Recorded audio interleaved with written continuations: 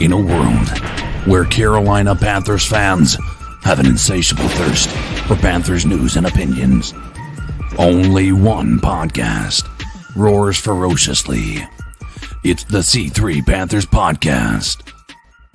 Perfect.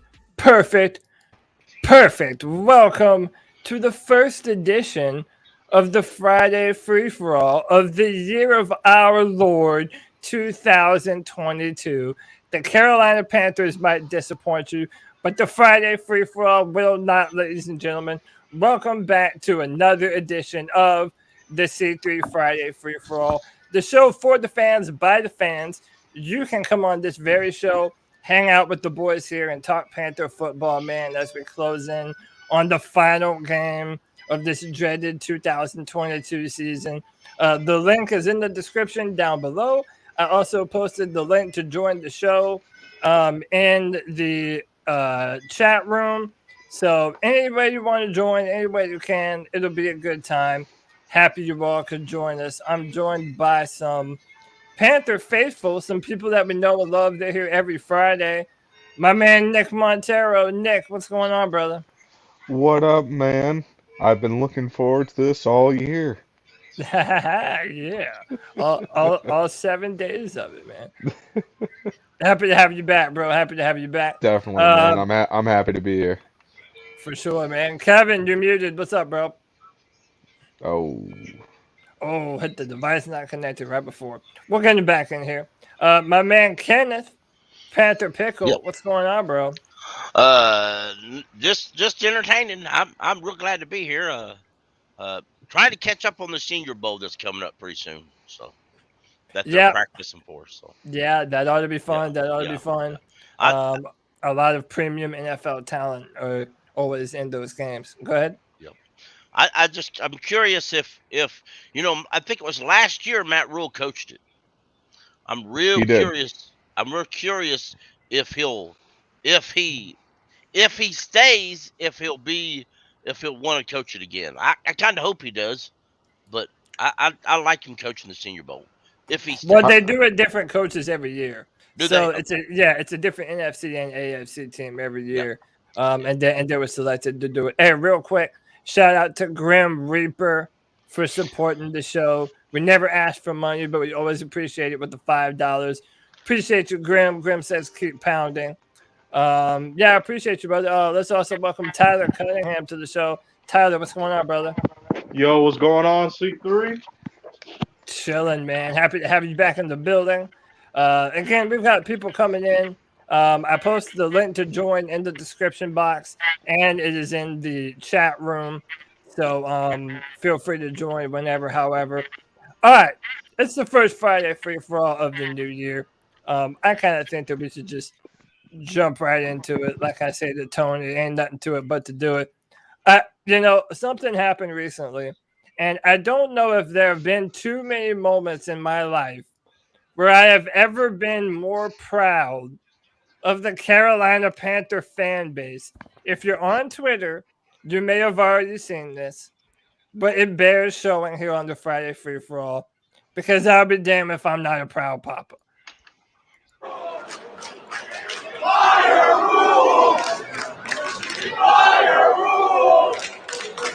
Fire Rhule! Fire Rhule! So a little bit of context. This is at the Hornets game. Hornets are actually doing okay. And they have this little TV crew set up, and they're doing a report about the Hornets.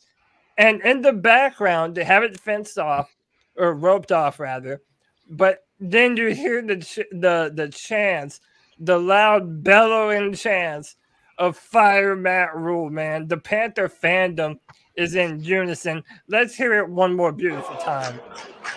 Fire Rhule! Fire Rhule! Fire Rhule! Fire Rhule! Music to my ears. Absolutely. Man, dude, I'm loving it. Let me welcome to the show my brother Drew. Drew, what's going on, man? What's going on, fellas? How you doing this new year? Dude, happy to be back. Happy to be on the Friday Free-For-All. Happy that you're joining us. Man, we got a lot to talk about. Today's a slam-packed show. Kevin, what's going on, brother? Not much. Can you hear me? Yeah, you're good, man. Oh yeah. I just got a new mic, so I'm just trying to figure it out. You sound Dude, you crispy, sound bro. good. You sound crispy. So listen, I mean, there really isn't too much to discuss. Like, I mean, it's an indictment on how unanimously pretty much all Panther fans are tired of Matt Rhule. We do not want to see this show go on for another year. And the fact that fans are chanting this at a basketball game, one, it shows that football is king here in Charlotte. And number two, I mean, not even really that I care, but number two, the fact that people care enough to be vocal about this, I feel like, typically you wouldn't see this from Carolina Panthers fans. So I'm just glad that we're taking a stand, man, and trying to very vocally let our opinions be heard that we're not okay with this, man. We do not want to run this back for another year. It's depressing. Yep. Yeah. I've never seen this as a Panther fan. The only thing, I saw that on Twitter, what you're showing. Yeah. I feel for the reporters trying to do a report on the Hornets. Yeah. Because I on one of the videos I saw the front where they were trying to talk to each other about the Hornets, and you couldn't even hear them. I don't know how they heard their own self. So, but I feel for them, but I mean, it is what it is. I mean, Tepper dug the hole. He definitely did, man. And didn't Matt Rhule himself say he would prefer passion over apathy? Well, let me tell you, those are not apathetic fans. They care enough to make their voice heard, man. Go ahead. I just want to add this. I'm long time being in favor of firing Matt Rhule, but I wish people would have had their heads on straight back in November when they could have done it for more home games than one. I mean, if they would have done this way back, but at the very least, if we don't get Rhule out of here, I believe we're going to see a lot of changes and more dedicated to fix the offensive problems. Yeah, and Adam Sanders in the chat, he makes a good point. The Jaguars fans, for their last game of the season, all their fans are dressing up like clowns. Oh yeah, and they're going to be at the stadium to try and get ownership to fire the general manager too. Yeah. I mean, we did need that kind of showing before our final home game. I mean, listen, there really isn't too much to say. I mean, I'm just going to let all of you comment on this to whatever degree you want to before we move on to talking about Christian McCaffrey. I mean, do any of you have anything to say? Like, do you feel like it's just a matter of time? Like, how about that? Since it's a brand new year, let's kind of touch base with everyone. Let's go around the horn real quick. Chat, make your opinions heard on this. Is Matt Rhule going to be our coach next year? Let's go around the horn. We'll start with Drew. Unfortunately, yeah. So you think so? Unfortunately. So do you think that's just an ego move on the part of David Tepper? I think all this passion from the fan base is going to fall on deaf ears. The only way I see Matt Rhule being fired is if Tepper goes in and says, you're bringing in an ex-head coach to be your offensive coordinator. No ifs, ands, or buts. And Matt Rule's like, I'm not doing this. I want my own people. If I can't have them, then we need to go our separate ways. That's the only way I see something like that going down. Yeah, I mean, that's kind of what a lot of people have been thinking too. Tyler, what say you, man? Yeah. Can y'all hear me good? Yeah, you're fine, man. Yeah, if we're not winning by the bye week, he's out of here. I think that bye week is going to be his deadline. So the bye week next season? Yeah, next season. Okay. Yeah, I mean, man, I'm hearing a lot of people think Matt Rhule is going to see. I'll just go ahead and jump into it. I don't think that. I think when you look at how things are now, this conversation that we've all been having, it has moved outside of the realm of just Panther fans talking about this. I mean, if you listen to other media outlets and other shows, like the jig is up. People know that Matt Rhule doesn't really have much of a clue as to what he's doing. Especially when you account for the Joe Person articles and things of that nature. So I kind of think David Tepper is just going to probably just eat the terrible contract and try and move on. But again, I'm not sure. That might just be wishful thinking. Kevin, is Matt Rhule going to be our coach in 2022? Not only is he going to be the head coach, he's going to be the head coach next year. After that, okay. I think he gets 4 years. 4? Oh man, dude! I think the third year is the make or break year. If we definitely, if we're gonna keep him, dude, if he puts up another egg in a year 3, I don't foresee that being. I just have a bad feeling for 4. He would have to show some signs of life. I mean, we would have to be better than a 5-12 football team next year, if that would be true. Nick, do you think Matt? Yeah. Nick, do you think Matt Rhule is going to be our head coach next year? I mean, who else would come in without having the assets that you would need to properly build a team? We're at the point where we're either going to have to reach to try to make ourselves contenders, or we're going to have to get ready to live in that, that mediocrity phase for the next couple of years until we get to the point where we can be successful. And so we're not even mediocre. We're worse than mediocre. No, but I think our problem is coaching. I think a lot of our problem is coaching. We have good players on our team who play who play hard. It's just that the offensive game plan has been very bland, and I get it. We fired Joe Brady in the middle of the season. Okay. But it's been bland, and you can't put a brand new offense in week 13, especially not when you wait until the bye week has already come and gone, and now you're preparing for the next team. So I get why the play calling has remained bland, but I don't see another coaching staff coming in until possibly not this upcoming draft, the following draft, when we might have capita. It all depends on if David Tepper lets Scott Fitterer trade away any picks or anything like that. Yeah. I mean, everyone's just saying, knowing that Matt Rhule has all say-so over football operations, dude, that's the part that scares me, is that it's going to have to come from the top. If any changes happen, Fitterer is not going to be the one to fire Matt Rhule. Frankly, I don't think he has the authority to do so, if we're being honest. Now, he should as the general manager, but I really don't think he does. That's terrifying. Kenneth, is Matt Rhule the coach next year? I sure hope not. Last year when Rhule entered, who other than you had Marty Herney, and he was the only guy with actually that knew football. Matt Rhule didn't know the NFL level football. Herney didn't really have any assistants. David Tepper knew it as a sub owner. Other than that, there was what they called it at the time, the football guy was Marty Herney.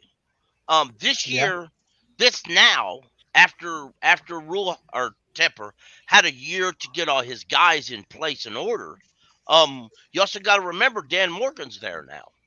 Dan Morgan's no slouch. He's been with the Seahawks. He's been with the Bills. He's seen a bunch of different. He's probably got more experience as general manager than the general manager we got. He does. General manager we have has never been a general manager before. And he also has plenty of scouting experience, so to speak. He as a linebacker, he knows when he looks on field whether it's good or bad. That's inside knowledge to the front office that Matt Rhule, didn't have. He didn't have to deal with last year. And I'm saying all this I really don't know what Tepper's going to do. I hope he fires him, but if he doesn't, I want Rhule to finish the year next year, because you don't, I don't expect Matt Rhule to allow himself to coach next year handcuffed. Yeah. If you say, all right, you're the head coach next year and you're the general manager next year, but you're not trading away no picks from next year, just in case I need to fire you. And that's handicap. Yeah.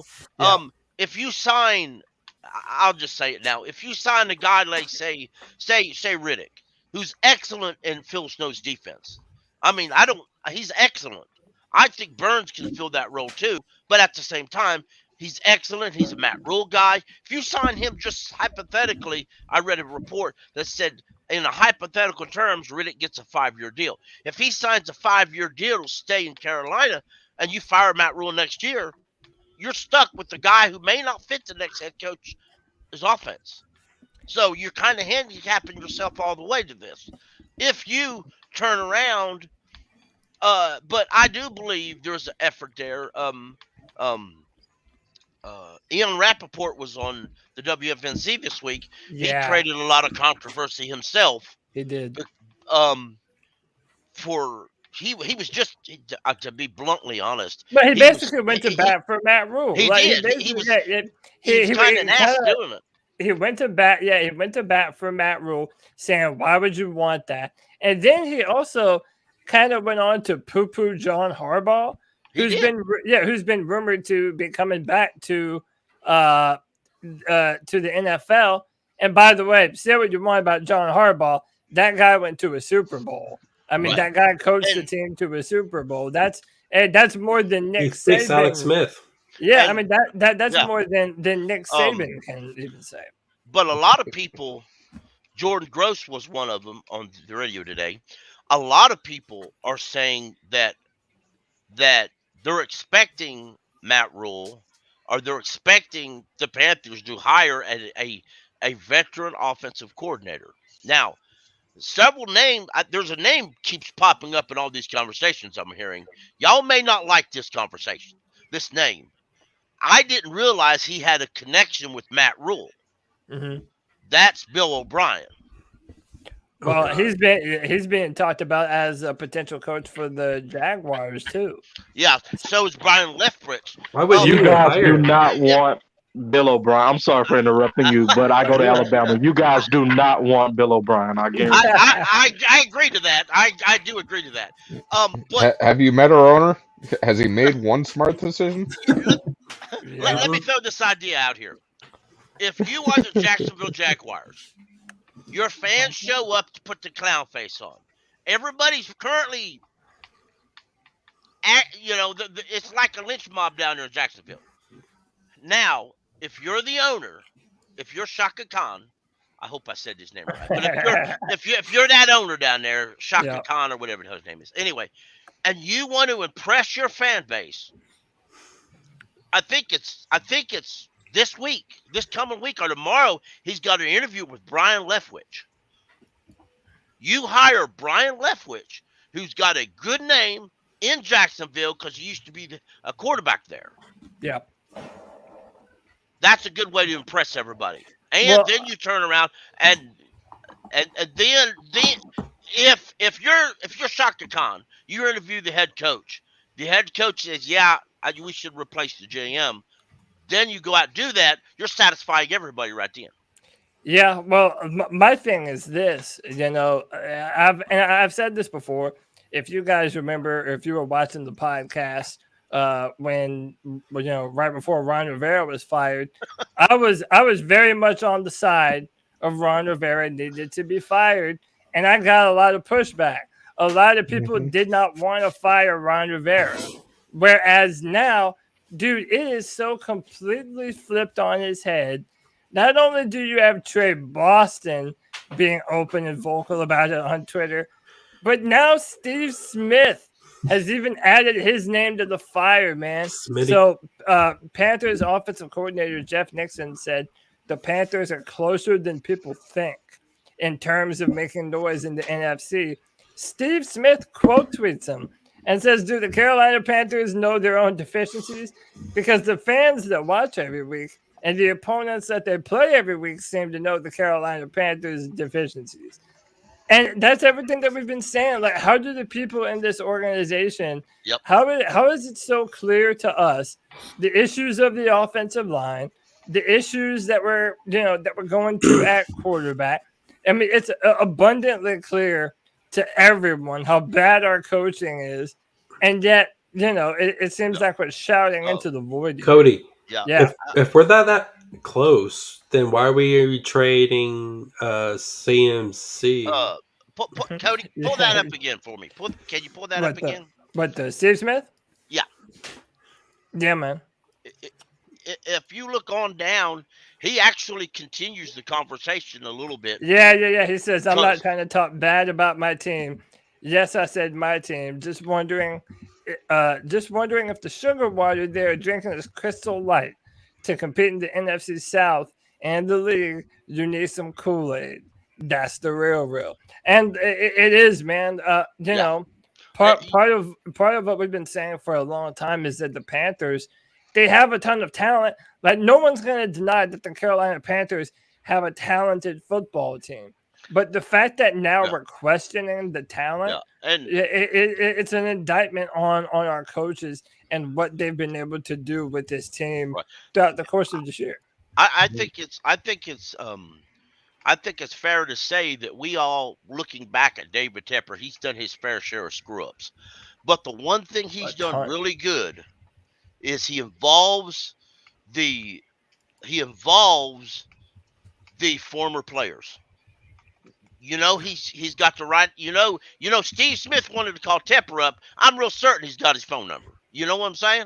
And I think he would probably have to listen too. Exactly. Like if Steve Smith called up, I kind of think, especially at this point, David Tepper has to listen to him. Jordan Gross said on the radio station that he was going to be in Tampa covering the game this week, and he intends to have some conversations.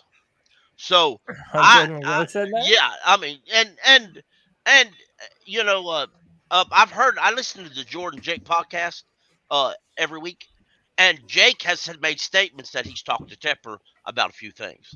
They're having their conversations, whether Rhule likes it or not. So I still think, and to carry back a little bit off what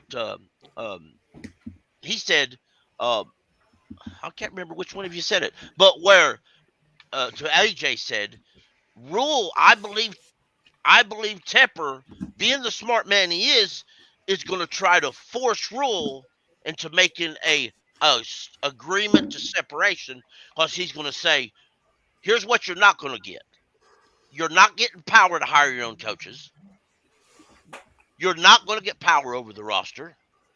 I'm giving a lot of the draft power back to the general manager and Dan Moore. Yeah, but I just think that if you're David Tepper, and David Tepper has control of all the football operations, right? He has the final say so. Yeah. Which, again, we haven't even done a Friday free-for-all since that happened. Welcome to 2 weeks ago. Joe Person put out this article talking about, everything going on inside the building. NFC scouts talking about the team being soft. A lot of thought that Matt Rhule, his college knowledge, is not translating to the NFL. And it's basically, look, credit to us, man. If you come on this podcast, we might not have the best sources in the world, but just about everything that we have speculated about this football team has ended up being true. Okay. So now when you talk about, Matt Rhule, that was one of the things that came out of that article that Joe Person put out. Matt Rhule has the final say so on all football decisions. So that says to me free agency. That says to me draft. That says to me managing the roster. And if you're David Tepper and you feel so obliged to go to Matt Rhule and you're trying to roll back his powers and say, oh, okay, well, you can be the head coach, but we're going to take away your roster control. We're going to take away the free agents that you want to bring in. Like, you're just signaling to the coach, hey, we don't really believe in you. So it's like, at that point, you might as well just fire him. I agree, but I'm curious, and I don't know. I'm curious is if he would do that, would it have something to do with the contract? Because if he fires Matt Rhule, he still owes Matt Rhule the bonus money, I'm assuming, or the money. He still owes it to him. But if Matt Rhule agrees to a separation or quits, it's kind of like Shaka Khan trying to didn't want to fire actually Urban Myers. Urban Myers, with the thought process was Urban Myers was doing things to get fired because he still gets his money that way. Now that may not be the way the contract state brought up, but and it's and a side point though too. If I'm David Tepper at 8:00, or I'm telling Matt Rhule we got a meeting at 8:00. At 8:00, I'm firing his ass to be done with it. I just am. What's his fire incentives? Matt Rhule, and I'm going to call Scott Finner up. I'm going to say send a message to Sam Darnold. Tell him he's out of here. Whether it's trade or whether it's before June, he ain't taking another stack for the Carolina Panthers. If I have to cut him and lose $18 million, then so be it. Well, so hey, that is what it is. Real quick before we go forward, shout out to Carl Van for the $9.99. Appreciate you, brother. Again, everybody be a part of the discussion. If you want to come in here and join the conversation, the link to join is in the description to the chat room. And listen, I'm going to move on. I mean, we could talk about Matt Rhule this entire podcast. I think we all share a very similar opinion on him. We're going to be having to watch this real close and basically follow whether or not, we're going to be getting a message on our phone with an update saying Matt Rhule has been relieved of his coaching duties. But let's move on to basically what I titled tonight's show, about CMC being traded. This is Joe Person put out another article this morning, and it was going through players that might be on the roster next year, who might not be on the roster. And basically, this is what's gotten everyone talking. He put, when it came to Christian McCaffrey, he said the Panthers would listen to offers for McCaffrey, who's one of the league's most versatile players. But it's hard to imagine teams would give up much for a player who's missed 23 of the past 33 games and still has $44 million left on his contract. Now, correct me if anyone knows better. To my knowledge, even if we traded Christian McCaffrey, we would still be on the books something like $12 million. I believe you have a nice size dead cap hit on that one. That's just for this season. Well, that's my thing. Like, what is the likelihood that anyone would even trade for McCaffrey? And again, is this just a pipe dream? Is this something that could actually happen? No. Do fans want it to happen? We're not getting a first rounder, so not this year. I don't think it's going to happen. I'm 50-50 on whatever I want it to happen. But that's what I was about to say. Like, we've talked about this before.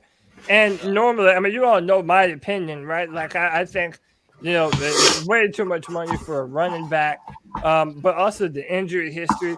But like now, with all of that extra context and, the fact that we might not even be able to get anything for him, like, I feel like a lot of us have probably moved back the other way. It's like, you might as well keep the dude on the team and hope that you can get something out of him. I think Kevin was going to. That was my original statement. Just keep him because you're not getting a first. You're probably not even getting a second. If I'm being honest, most you get from McCaffrey at this point is maybe a fourth or a fifth.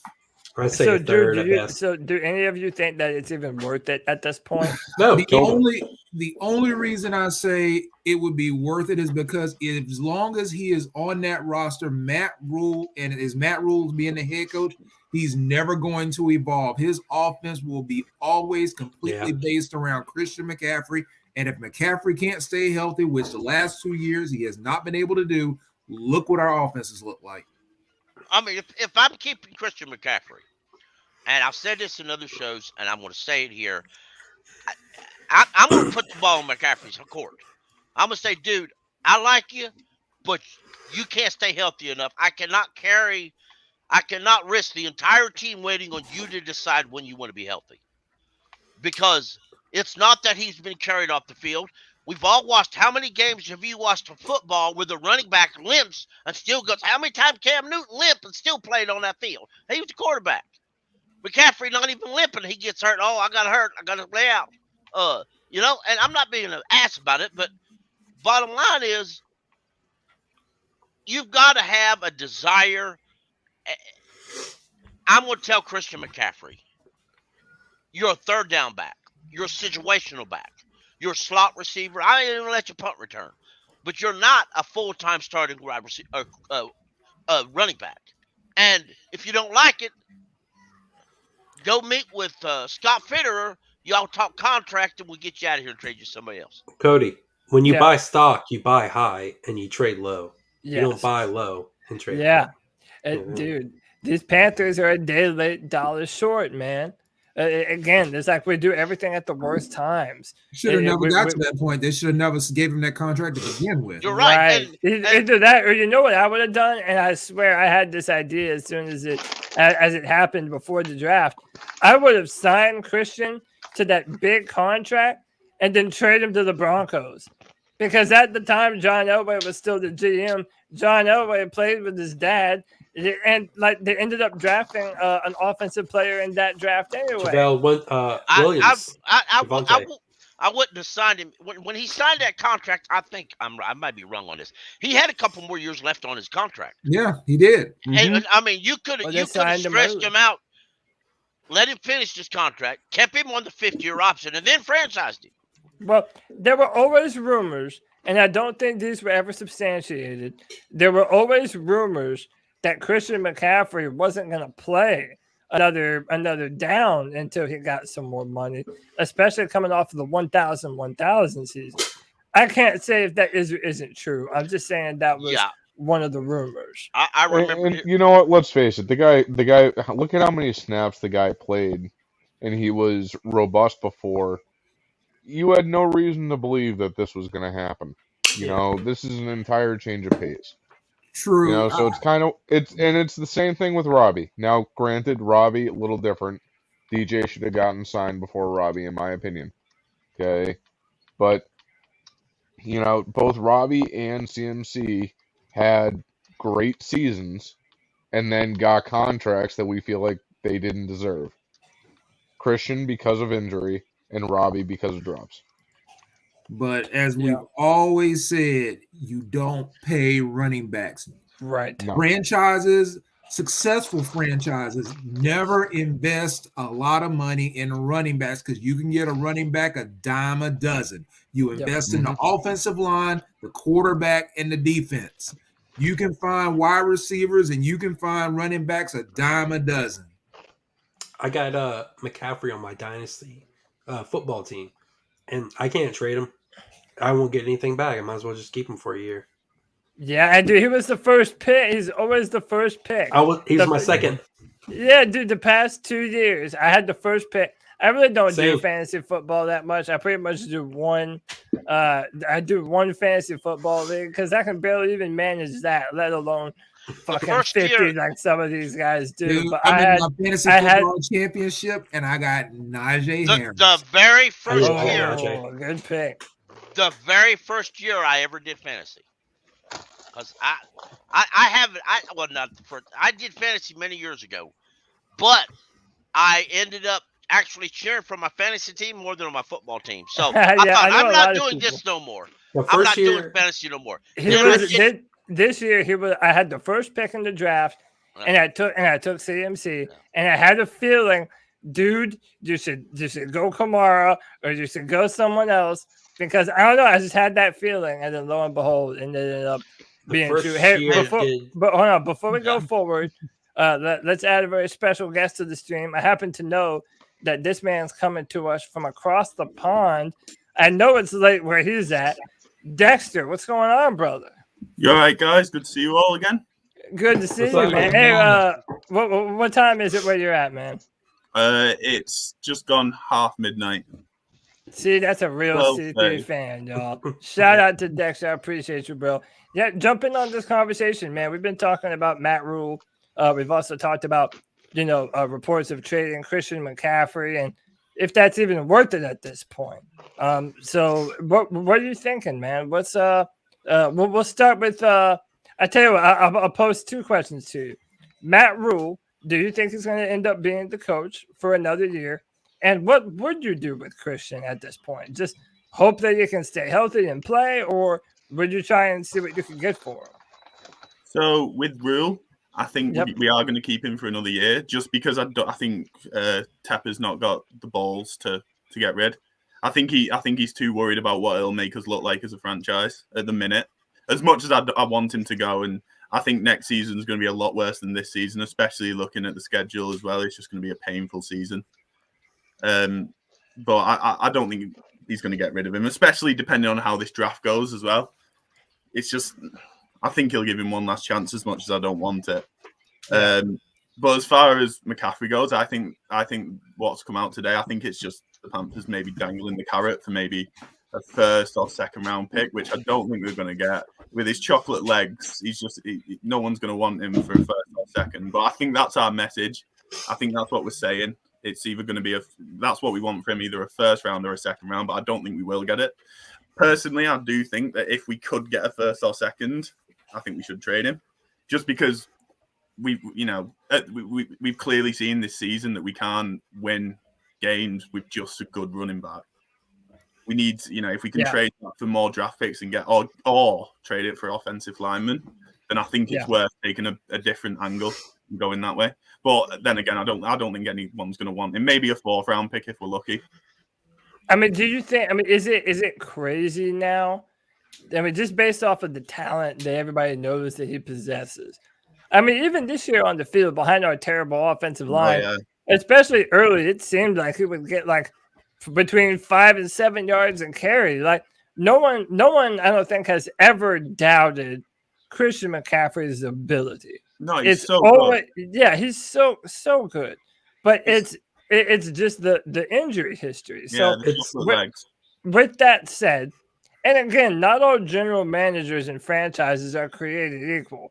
What might seem like a raw deal to some, another team out there, dude, they might jump over the opportunity to land a talent like McCaffrey. Yeah, so like, what are the chances that maybe you do get a second round pick or something? There could be. Let me throw this out there, y'all. I know it don't happen a lot in the NFL, but let's ask ourselves this.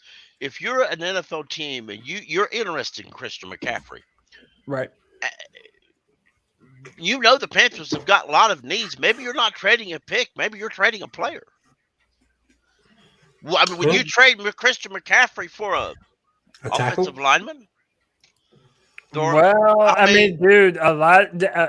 And I'm telling y'all might not like this, but the Deshaun Watson conversation is not going to go away. No, I heard some news on that.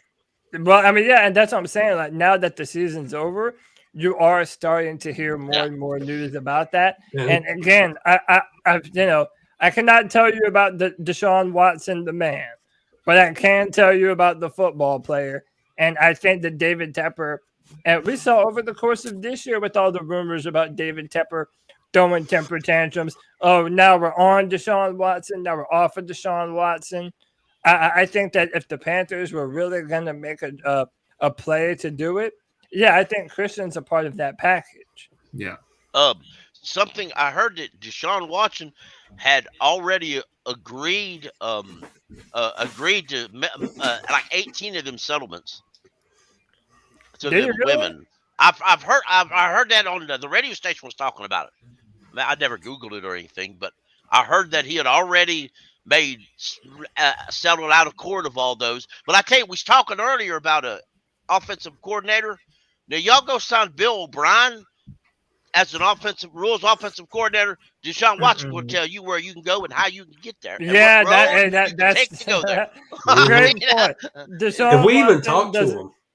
Yeah, Deshaun Watson wants nothing to do with Bill O'Brien. That is a fantastic point. I'm not certain.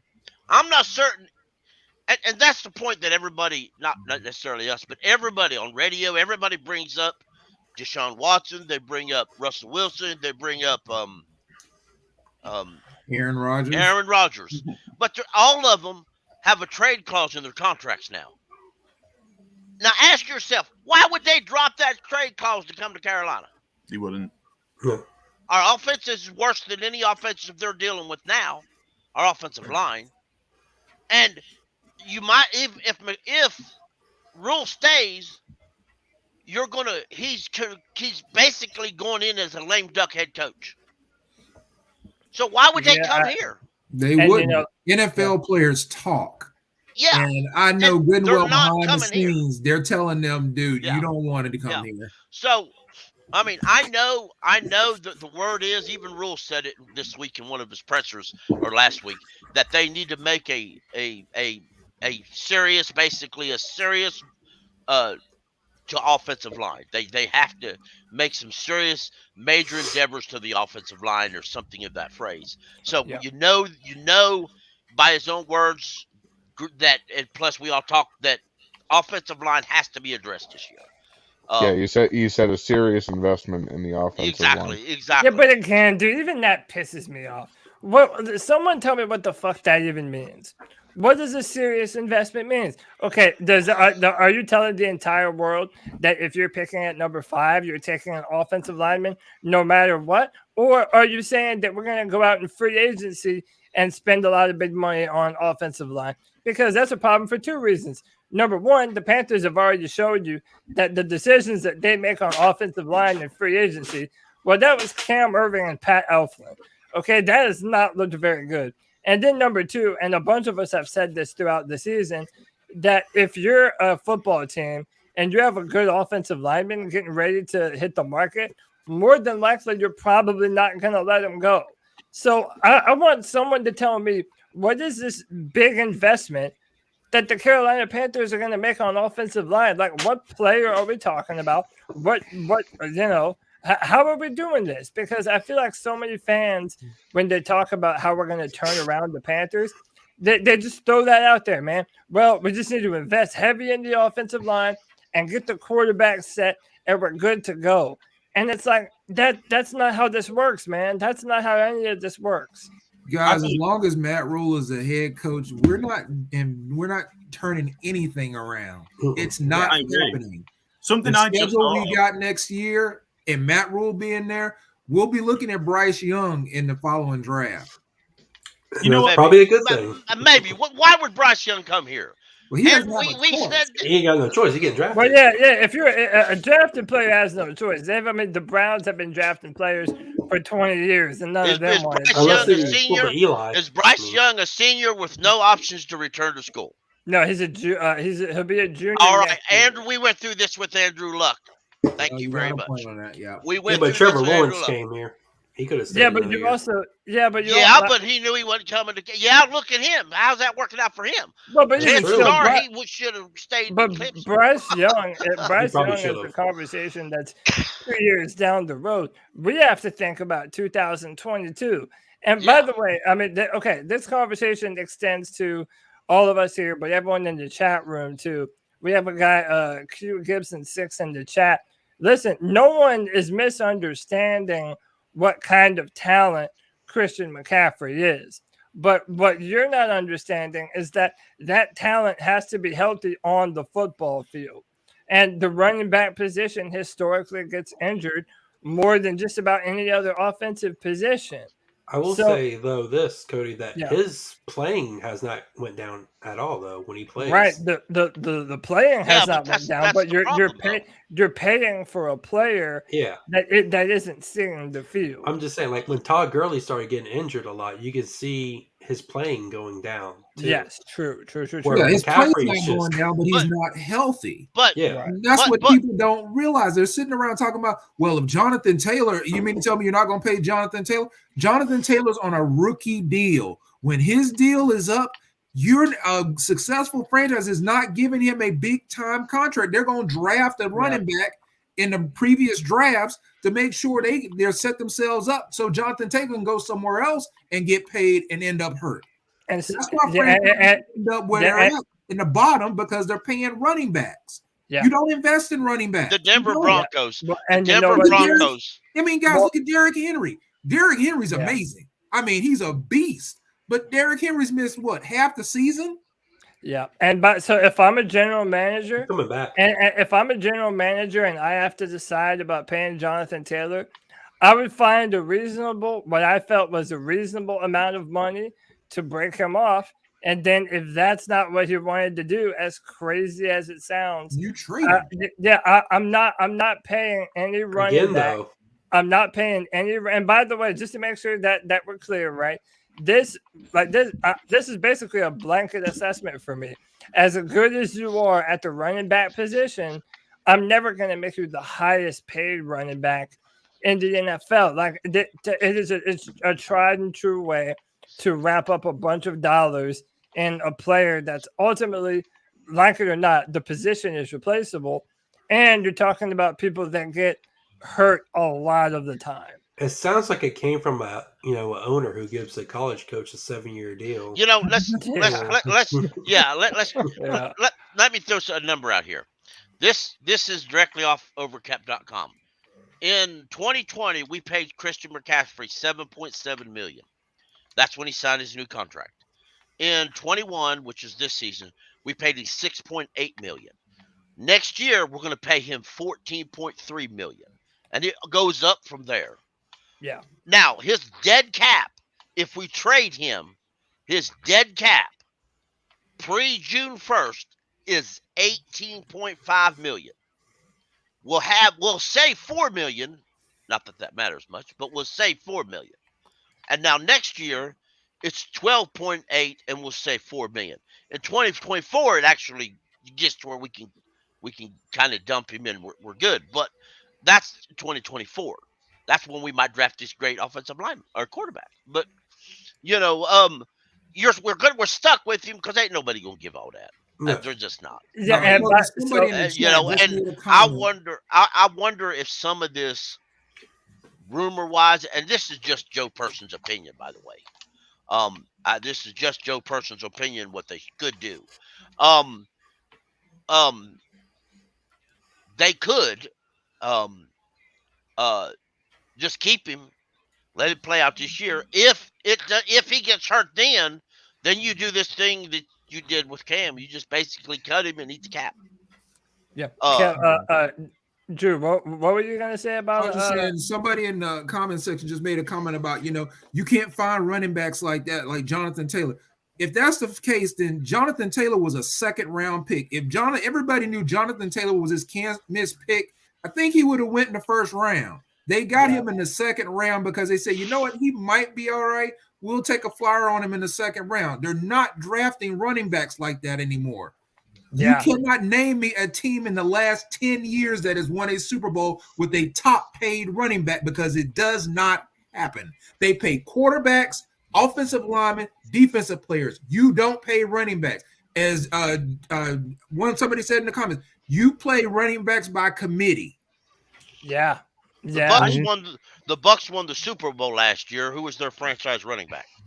They didn't have it. Fournette, and they paid him like $4 million. Exactly. But they literally picked him up off the street. Yeah, they gave him a one-year contract when they picked him up because he passed through waivers and nobody else put a claim on him. Exactly. And Drew, people get really upset at us when we're very matter of fact. But also, like those teams also have a quarterback. But that's what I said. They pay quarterback. And they also have a really good offensive line. They've also got a really good offensive line, kind of where they put their money at. The quarterback and their offensive line. We put our money to a running back. I agree with what people are saying in the chat. If you had an offensive line, you wouldn't need a CMC to make Sam Darnold look good. If Sam Darnold needs a running back to look good, that's your problem. Yeah. Go ahead, Dexter. What were you saying? Just what people are saying in the chat. I think the only way that McCaffrey has a future with us is if we put him in the slot or slot receiver. I think that's the only way. Yeah. And okay, so look, a lot of people have mentioned Patterson. Yeah, I mean, a lot of people have mentioned this, and this is where it goes back to the contract issue. It's like, I mean, that would be incredible. I think he could definitely do it, and I think it would help our team to win. The only thing why he wouldn't do it is himself turning it down, which I can see being very possible. Yeah, and that's true too. If he sees himself as one of the best running backs in the league, he might view it as a slight. He's been getting slight like that his entire career, though. Like they always said, he was too small. So if Panthers come up to him and say, "Hey, real quick before we go forward, let's add Panthers Den to the discussion. What's going on, man? What's up, guys? First time calling in. How y'all doing? Dude, doing good, man. Happy you can join us. What do you think about Christian McCaffrey, man? That's kind of the conversation that we've really just been talking about running backs in general. But should Christian McCaffrey be up to be traded? Do you think that he's worth the contract? Just what are your views on Christian McCaffrey moving forward? This is the thing, and this is mainly just not even just McCaffrey. This is every running back, and that's the most. Like the old dude said, it's a dime a dozen. You can pick them out anywhere. I mean, you don't need a top tier running back to win the Super Bowl. We don't, I didn't agree with the McCaffrey contract. I was happy we got him and keeping him, but the contract he's too much, man. He's too expensive. And now he's trying to we're looking at offers. No one's gonna want that contract for someone that can't stay healthy for more than 5 games. It's not. So I mean, it's just, and it sucks, but now we're in a hole that we've dug ourselves in that we can't get out. I think we've proved this season that you can have the best running back in the league and you still can't win more than 5 games. Yeah. So what are you keeping him? Who would we give the money to, though? Offensive line. I mean, who would we give the money to, though? Who was out there who was willing to give the money to? Who would we have paid? Now, guys, take a look at it this way: we paid CMC all this money. One of the best running backs in the league was undrafted, and somebody said it in the comments. Austin Eckler. Yeah. Yes, I love Austin Eckler. That undrafted free agent. He's a beast. And then look, okay, whether we like it or not, as Panther fans, if you were to ask the majority of NFL fans, like, who do you think is a better running back, Christian McCaffrey or Alvin Kamara, there would be a lot of both. There would be some 50-50, right? Kamara went in the 4th round. Christian McCaffrey went top 10. So, again, it's like time and time again, these instances are playing out where you're not paying running backs a ton. You can draft them later, and you can be incredibly successful. And here's another thing. I think people would think a lot different of Chuba Hubbard and Amir Abdullah if our offensive line wasn't so garbage. Yeah. Like, I mean, me and Tony have gotten into it on the Tuesday night show. Like, he's kind of disrespectful to Chuba. And I'm like, yeah, Chuba's not the greatest, but it's also his rookie year. He's never really been a pass catcher before. And he's running behind literally one of the worst offensive lines in football. Like, forgive me for not wanting to, cut bait on Chuba Hubbard that early, right? So, again, yeah, go ahead. Chuba Hubbard's got his own offensive linemen blocking each other, so I don't even want to hear it. Yeah, there was a play that just cracked me up. I showed that play you all was talking about the other day, Cody. I showed that play to several people at work and they lost it. Of course, there was a Falcon fan involved in that and a Cowboy fan. And go ahead and laugh. Go ahead and laugh. One day y'all team would do that. I think that's coaching, though. I think that play was coaching, though. Yeah. I just saw the point. Somebody said you guys are gonna miss CMC when he's gone. We haven't seen CMC, but in 10 games in the last 2 years. We miss him now. We miss him now, and he's a Carolina Panther, man. Like, we still haven't seen him. But there's also a sense if we would have fixed the offensive line to start with. We've had if you would have not. The only reason why they gave CMC that contract is because he had that 1,000-yard season. And there's one more reason. Hold on, Kenneth. There's one more reason. And if you remember what it was, every single big-time Panther player had just exited the team. Luke Kuechly retired, and Cam Newton, they kicked him to the curb. They dumped Greg Olsen. Yeah, Greg Olsen. And listen, you had an exodus of all the big-time Panther talent that has been on this team the past 5 years. You needed to have some kind of name that fans could latch on to. Right. And Christian McCaffrey was that person. So, and one thing that dawns me on that, though, Cody, is they didn't have to do that. right. There was absolutely zero reason that they needed to do that because McCaffrey wasn't going anywhere immediately. He had 2 more years left on his deal. Then he had the 5th-year option. Then he also had you could have tagged him. Yep. And if you were worried about him holding out, that's, to be Let him brutally hold honest, out. yeah, that's where you have a rookie owner who don't know what he's doing, a rookie college coach who don't know what he's doing, and a general manager who's has a history of overpaying people, saying, "Yeah, I'm in charge." Hell, look what the damn Steelers did with Le'Veon Bell. Le'Veon Bell's like, I'm not playing unless you pay me. They said, then you can sit your ass at home. Bro, they shot the deuces on him, bro. They said later, enjoy your hip-hop career. But look at what Buffalo did with Marshawn Lynch. After his injury, they traded him to Seattle. Became beast mode. But even still, Seattle didn't give up that much in that trade, did No, they? I mean, I don't remember it was like a 3rd or 4th. They didn't give up shit. Yeah, like that's kind of the point. You can kind of move them around. Buffalo probably kicks himself though. Yeah, I would try to be fair. If their plan, and we had this discussion last year, if their plan was to involve CMC more in the passing game as your slot receiver, then they failed actually in all that, because as much as we like Chuba, some of us like Chuba, they didn't get the offensive line fixed. They didn't attempt to fix it. Then you turn around, they had a guy last year that surprised everybody and did really good. Now, granted, he wanted to go be a starter somewhere, and he did. And he's stuck in the same mode that this year as he was with us last year. But they had other people. The Broncos running back Lindsey was cut mid-season. Yeah, they didn't pick him up. They didn't put a waiver claim on him. Hey, real quick, I want to add Malcolm. Malcolm, what's going on, bro? Man, nothing much. Just joining this lovely moment where we warm our hands next to the dumpster fire that is the Carolina Panthers. Rubbing together. Welcome to the fire, brother. Come on in. Come on in, man. We didn't start the fire. Autoir de Rhule in the air. We got the beer though, Kev.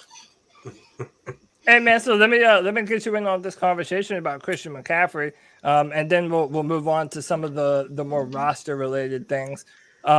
What do you think about Christian, man? Should we attempt to trade him? Should we just leave it as is? I mean, what are you thinking about this whole situation, bro?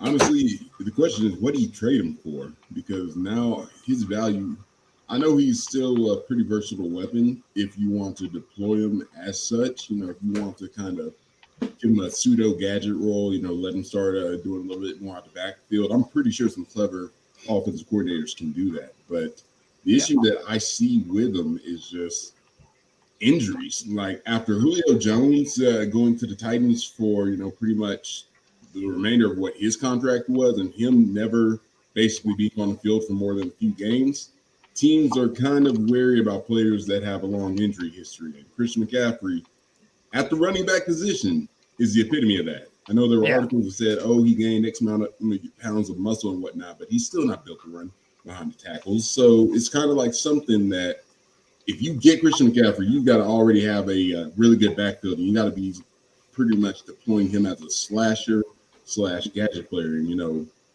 with his injury concerns, I don't know how much you're going to get for him as a trade piece. Now, if you stick with him and, you know, maybe you put him in a scheme where he can thrive and do a little bit more, then maybe you can build his value up for a year. But, you know, the question is, again, you know, you can trade him now and get pennies, and he can go off somewhere and rebuild his value, you know, in a different role. But, you know, I don't think that's the best bang for the buck, especially for a rebuilding Carolina team. Yeah, and you know, you mentioned running through the tackles too. I kind of feel like most of his injuries have been like when he's bouncing it to the outside. Like that's when he hurt himself against the Texans, pulled his hamstring. I just think that his body isn't built for the long haul of an NFL season. And the sad truth about that is that is just the reality for a bunch of talented NFL players. A lot of really talented guys never got to live up to their full potential because their bodies just couldn't hang up to the wear and tear. And we're not trying to put that on Christian. Like, obviously, we all think he's talented, but for the amount of money that we're paying him and for the amount of games that he's missed, like the fact that we're even talking about moving a player like Christian to the slot with the dollar amount that we're paying him, dude, it's honestly like, it's pretty embarrassing, man, that we're even considering that at all. Yeah. So Yeah. It's tough, man. But let's move on. We've talked enough about the running back position. Let's talk about the roster going into 2022, man. I'm pretty much just going to pose the questions. What are the players that you foresee coming back next year and that you actually think are a vital part of, what the Panthers could be going forward? So I know Hassan Reddick is the name that everybody has been, really wanting to come back next year because of what he did. And I just feel like that made for a really good discussion when you look at this roster the way it is. So instead of like going down the list, I'm just going to let you guys jump on here and then I'll throw out some names as we go forward. But who are some players to you that are absolutely essential that the Panthers retain going forward into next year? Frankie Louvu. I was about to say Frankie Louvu. Oh, Cam Newton, I like it, Dexter. Let's go, bro. Yeah, I agree. I think Frankie Louvu is definitely one that should be brought back just for the fact of what he's done this season. I mean, he's come out of nowhere. Right. I like Frankie. He plays special teams extremely good. He just does. And even when he gets on the field as a regular line or either lineman or linebacker, he plays good. So I like Frankie, and I think Frankie could be a lot better given more opportunities. If I'm the boss, I'm going to actually let Hassan Reddick walk.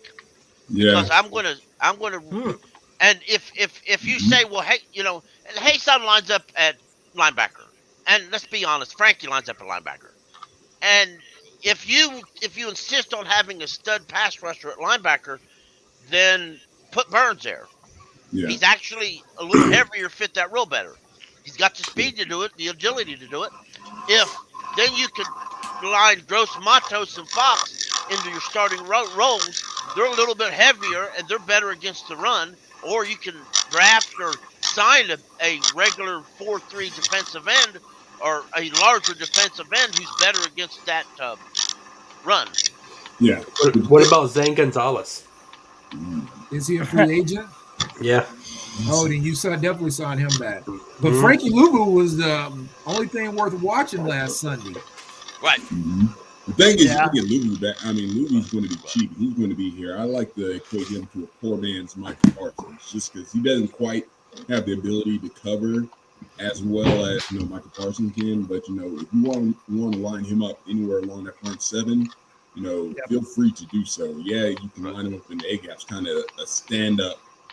Stand up double mug pressure against the centers and the guards. You can do that with him, or you can have him just screaming off the edge in nickel packages, or even have him play a little bit of off ball, so long as he's lined up on the strong side against a tight end that maybe can't really run routes as good as some of the premier route runners. So I like Frankie Louvu because he's versatile and he's bigger. If we're looking at just the average for his position. And this defense needs a lot more size. Yeah. Do we keep him here? Hey, am I wrong in saying I think our entire front seven needs some more size? Like, you're not wrong. I mean, Derek Brown's got the strength in the middle, but I mean, from our edges to our linebacking core, dude, I want to add some more speed and strength to our front seven, and I feel like Louvu does that. And again, I like what Malcolm said too. He's not as great in the, when he's dropping back into coverage, but dude, just a big, fast downhill thumper. Like if we get an aggressive defensive line and just ask our linebackers to flow to the football, Frankie Louvu is built for He can do that. Yeah, that's Frankie Louvu all day. So I mean, honestly, out of all our free agents, I'm re-signing the kicker Gonzalez, and I'm re-signing Louvu. The rest of them, you can let them walk. I mean, all right, let's do this. Let's jump around a little bit. What about Stephon Gilmore? No, depends on the contract. This was a big time trade for us earlier this season. I mean, granted, he might be able to. So some context. He may or may not be willing to take a little bit less money to stay at home. Him and his wife are, from this area. They want to be here. Come on, Karen. Boom. Then, okay. Oh boy. Then, all right. When you talk about, and maybe I'm kind of playing too much into this. Kevin's a South Carolina fan. You can tell me if I'm tripping or not. But the fact that him and J.C. Horn both went to South Carolina, one is a promising young prospect with a ton of talent. One is, a veteran DB who's been one of the best shutdown corners in the NFL.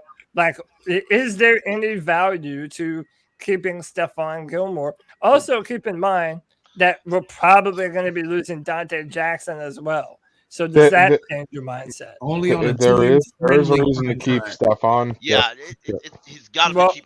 I was wait. Let's go. Nick and then Kenneth, and then we'll get Drew. That's just the order I heard from.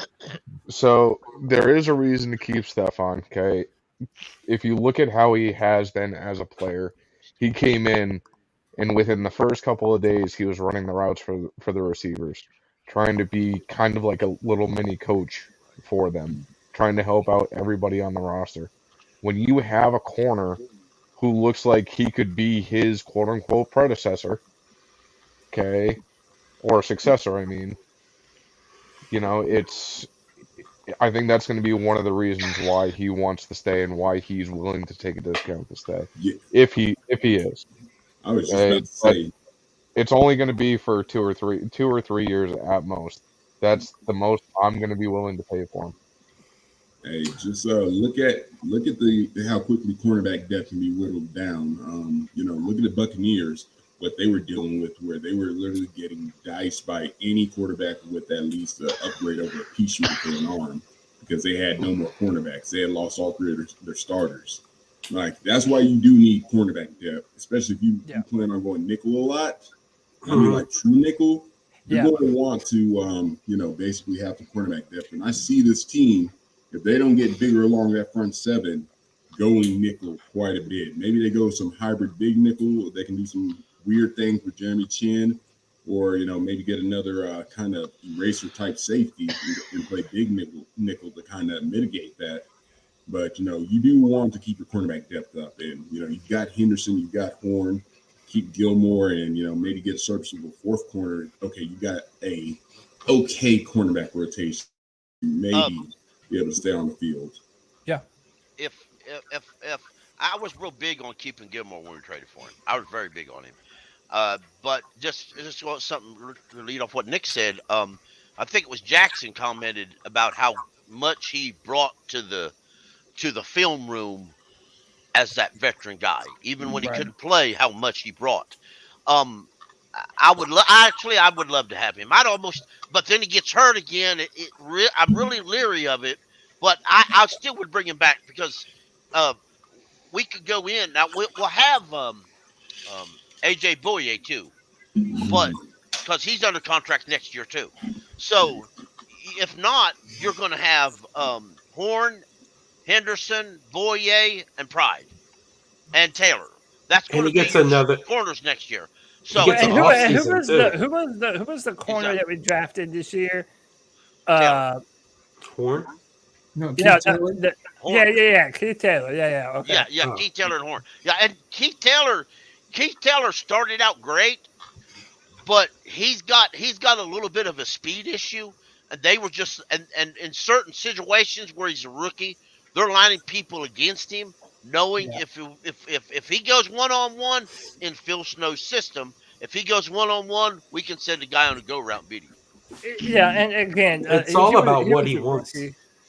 So, exactly. It's But to lead off we talk about bulk on the all defensive line. They've been hurt or not played majority of the years. They're rookies. Davion Nixon and Phil Hoskins. Cody, you did a lot of drafting. Could they not fill that defensive end? So depth race? No, not at all. And if I'm being frank, not at all. They don't have the that's- they don't have the build. So one, definitely not those two guys that you mentioned. They're just like big, strong guys in the middle. They don't have that bendability that you want to see at the defensive end position.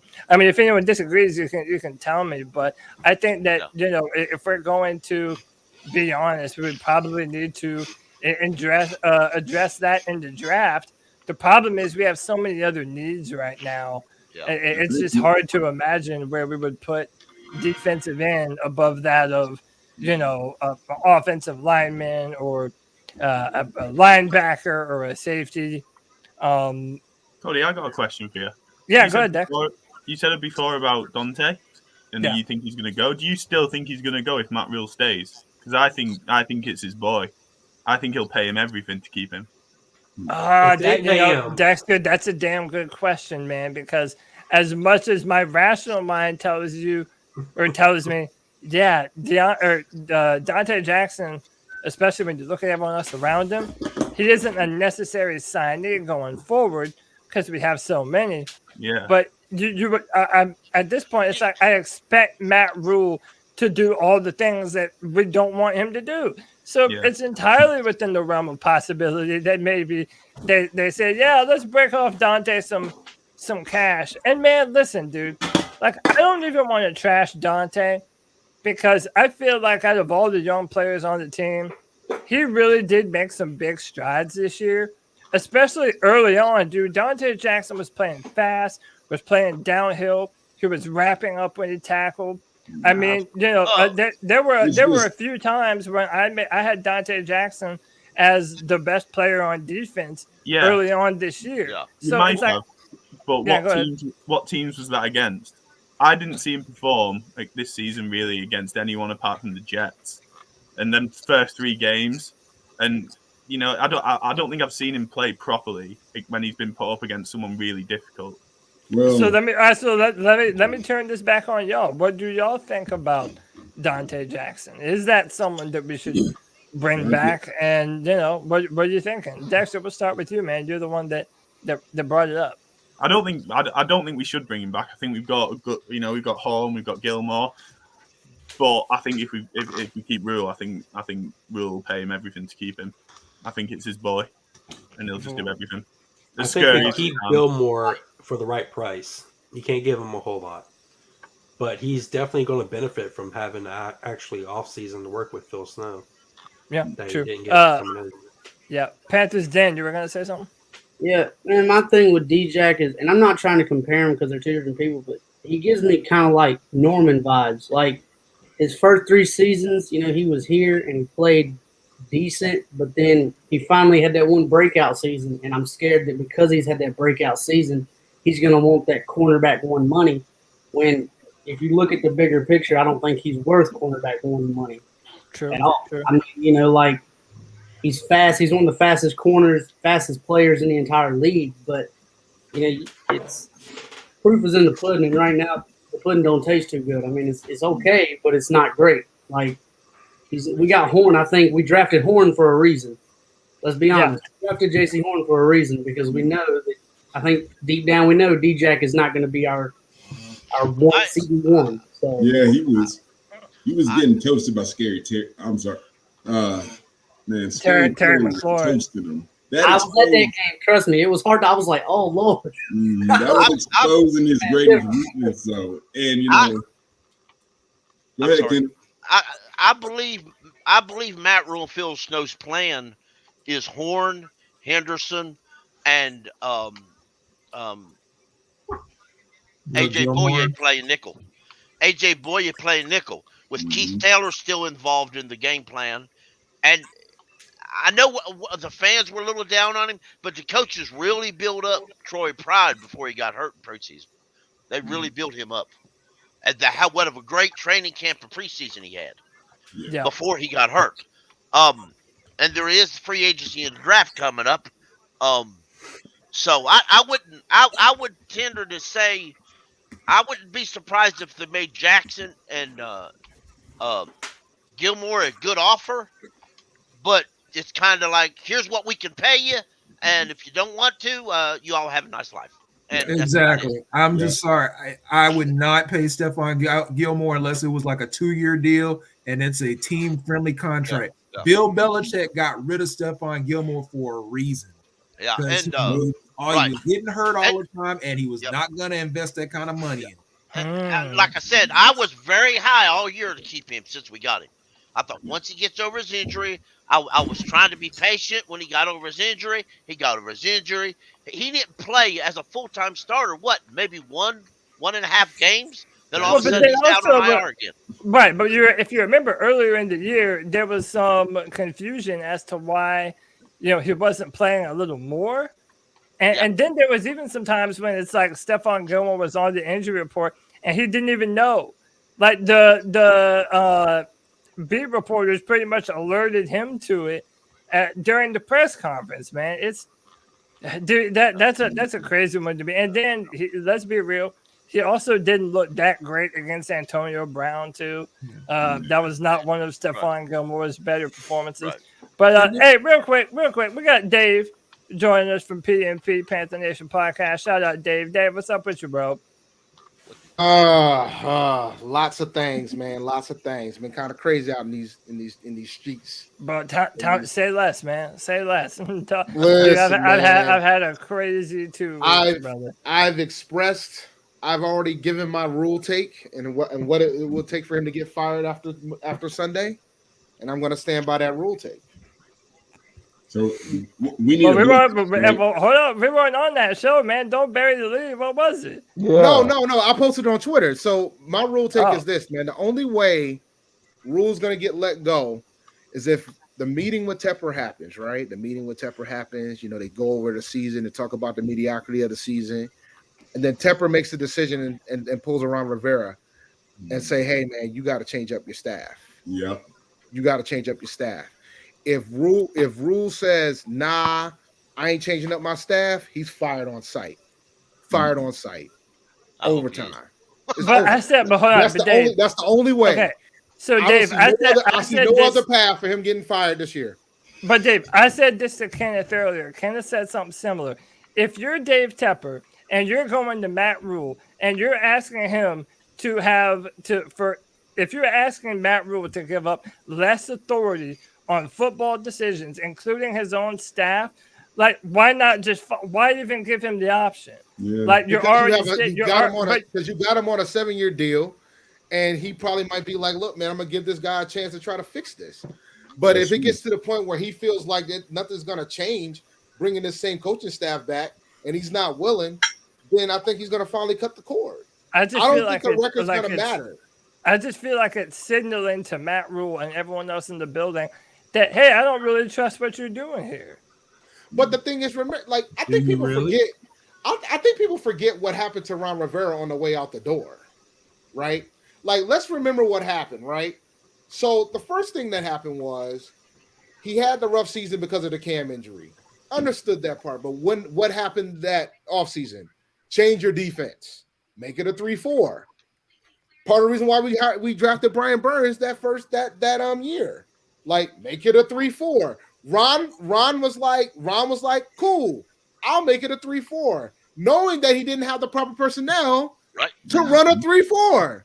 But if your owner says, yo, make it a 3-4, you make it a 3-4. You're gonna try to make it a 3-4. Like Ron respects like chain of command. You know what I'm saying? So hey, let me ask y'all this then. Is David Tepper the NFC South version of Jerry Jones? Yes. Not yet.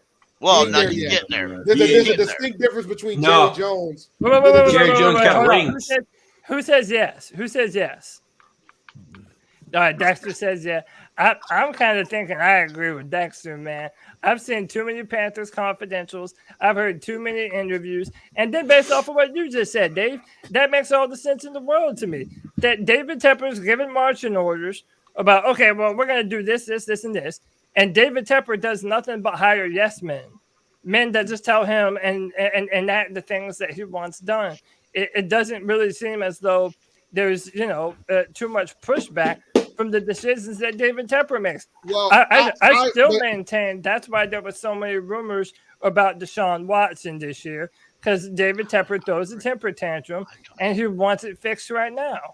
Yeah, well, Cody, here's the buy a Super Bowl. Here's the kicker. Though.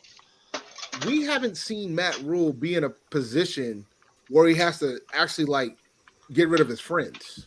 We haven't seen that yet. And so we got to see what happens with that. Like if Tep comes to that man and tells him, look, man, you need new coordinators. Like you fired the guy, you fired the one that wasn't part of the clique prior, right? Joe Brady was a new guy on the block to Matt Rhule from that standpoint. So you're telling me that wasn't his friend? I didn't say it wasn't. My point is that no. But I agree, he was never that's part of not his his staff. friend. He's never was part of his staff. He's never ever been part of his staff. Yeah, true. Like where Rhule went, Snow went, Nixon went. You know what I'm saying? He never was part of his staff. So Cody. now you're in a situation where you got to make an executive decision on the loyalty level. Your loyalty is on the line here. So like if Tep says, yo, you got to get a new offensive coordinator, somebody with NFL experience, that's going to push Nixon to the wayside unless he demotes him. Right. Unless I was just about to say he's got to have a little fallback position to actually put him in if you want to actually smooth it over. And I think Nixon, he might actually take it. Nixon probably doesn't mind the demotion as long as he gets to stay on the ride for one more year though. But if it's a situation where Tepper's like, I want them all gone, then it gets interesting. That right there is going to put the but then it gets interesting. But I was telling him earlier. I'm hearing. Let's start off the radio, and I'm hearing it quite a bit. There is one current offensive coordinator that has experience as head coach in NFL that David Tepper, that Matt Rhule has a history with. I didn't know this until I actually Googled a little bit, and I found that he did. But when I tell you this name, you're going to say hell no, because I agree to that. What little bit left of respect Matt Rhule has, he will lose. And I don't think David Tepper will allow that one guy to come here, and that is Bill O'Brien. No way. That's what I say. That you can't have that there. But Matt Rhule has a history with him, and the way Matt Rhule is. The problem you have bringing Bill O'Brien in, but regardless of the history, is that if you bring Bill O'Brien in, Rhule's a dead man walking. Yeah, exactly. Because you can fire him, you got a head coach right there as your interim, like automatically. And then again, the irony of it all about people about wanting Rhule out, there's only one guy who's been on his staff that could have probably took over as the head coach. That would have been Joe Brady. Mm-hmm. If you fire Rhule during the season right now, the whole staff's walking with him. I think nobody's going to. He knew that though too. I think he knew that when he let Joe Brady go. Yes, that's right. Yes, 100%, Malcolm. That's one part of that article from Joe Person that I really keyed in on. It's like, dude, that's some sniveling bullshit, man. That's like Game of Thrones shit on it. Yeah, that's some Game of Thrones shit, bro. Like you're literally out here making moves before you get the guillotine put to you, man. Well, I mean, he could. Do you blame him? Like do you blame him? It's the damn NFL. I don't blame him one bit. Let me posit this to y'all though. He listens to JC. He's a hustler, homie. That means that when he did that, he knows how bad it is and how bad it was going to get prior to. And this is right as they brought Cam Newton on. They knew that this was going to be a box office move only. This was not going to be a win move. Cody, out there but let his Cody, go. when you talk about Temper and Jerry Jones, how many rings does Jerry Jones have, and how many does Temper have? Yeah, he has way more. As a minority owner, doesn't he? Say what? I think he does. He might have one. Jerry Jones had the balls to fire Tom Landry when people get pissed at him. But you also got to think Jerry Jones is the GM. Yeah, exactly. That's another thing too. Tepper's technically not. Tepper can say, "Well, it ain't my fault; it's his fault. I'll fire him." I mean, look, every boss is going. Technically, our GM is not the GM either. Hey, so look, GM either. Look, we got 9 people in here, so this would be a good discussion. Let's just do it, man. It's the first Friday free for all of 2022. Let's just jump into it. should Cam Newton be the quarterback next year? Because let me tell you, man. Wait. No, let me tell you something. let me tell you, man. Let me tell you, man. And dude, I'll die on this hill, man. Cam Newton is better than the football player that you have all seen thrown out to the Wolves last year with the Patriots and this year with the Carolina Panthers. There is not a world that exists where you can tell me that Sam Darnold is capable of doing anything in this offense that Cam Newton isn't. I understand the stats are not good. I understand that Cam is an older player. Hold on, I'm almost done. My thing is looking at it the wrong way, bro. Cam Newton deserves a year for his own legacy to have an off season, to have OTAs, the NFL ain't about legacy. To get on page with the Carolina Panthers this year, man. I trust him more than I do Sam Darnold. But you're not looking at it the right way. So you're looking at it with logic and rationale. You're not looking at it about the fact that Sam Darnold owes almost $19 million next year. Money and Cam out of contract. So I'm not doubting that Cam Newton is the more talented quarterback over Sam Darnold. I'm not denying that one bit, but it comes down to dollars and cents. And I can promise you, Cam ain't coming back for a vet minimum. Because that's probably what the hell they're going to offer him. They want him back. They're not going to offer him that much money. He ain't coming back for a vet minimum. He already know what it is. You saw what happened in the first Tampa game, bro. You know what it is. You know what it is. That ain't Rhule's guy. It comes down to whether or not who's your guy, right? It always comes down to that. Ron Rivera drafted Cam Newton because Jimmy Clausen wasn't his guy. Besides the fact that he wasn't good, it was about the fact that it wasn't his guy. Cam was his guy.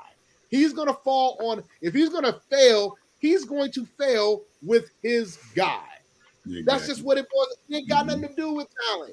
Cam Newton had no business being there for us to take in the first place. It has. All right, so let me ask you this. Forget who will be. Who should be the quarterback of the Panthers going into next season? Honestly, to whoever wants to answer. Panthers. It needs to be an open competition between Cam Newton and whichever incumbent that we can scrape together. Cam Newton's got to be your fallback. At this point, like, you need some kind of offensive identity, and at the very least, if you got Cam Newton, you can pull together. You can find some big bruising back out, out of free agency off the couch, and you can maybe get one more serviceable target, and you can run a run first offense. But you need to also be looking for a successor, because again, I think he's patched himself up pretty well, and I think he looks a lot better than people think. But he ain't gonna last too long. Yeah, and real quick, I just want to disagree with Dave real quick. You say that Cam Newton's not going to take a vet minimum. What else is he going to get?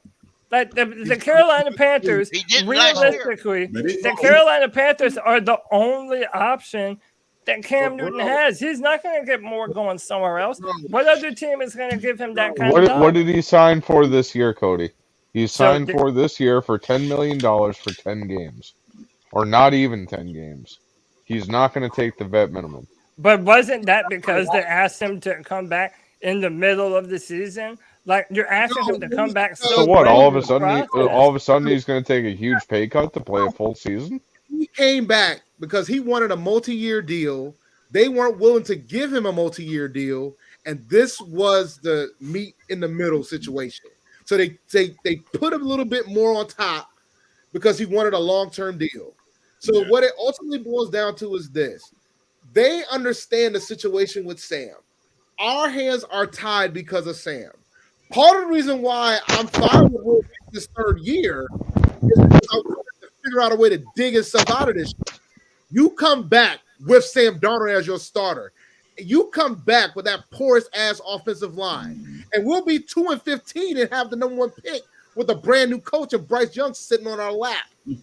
Yeah, now you're talking about the entirety of next year being a tank season. No, but it's not about. It's already a tank season. You don't need to tank. We're gonna be that bad with Matt Rhule as a head coach.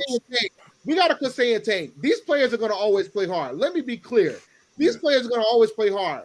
But I can't fix if you're not a good fucking coach, right? If you're not a good coach, you're not a good coach. These players are going to do what the coach is going to say. And if the coaching ain't working, it ain't with the player. Right, but you're saying that we might be 2-15 going into next year. Yeah, but okay, regardless of who the head coach is,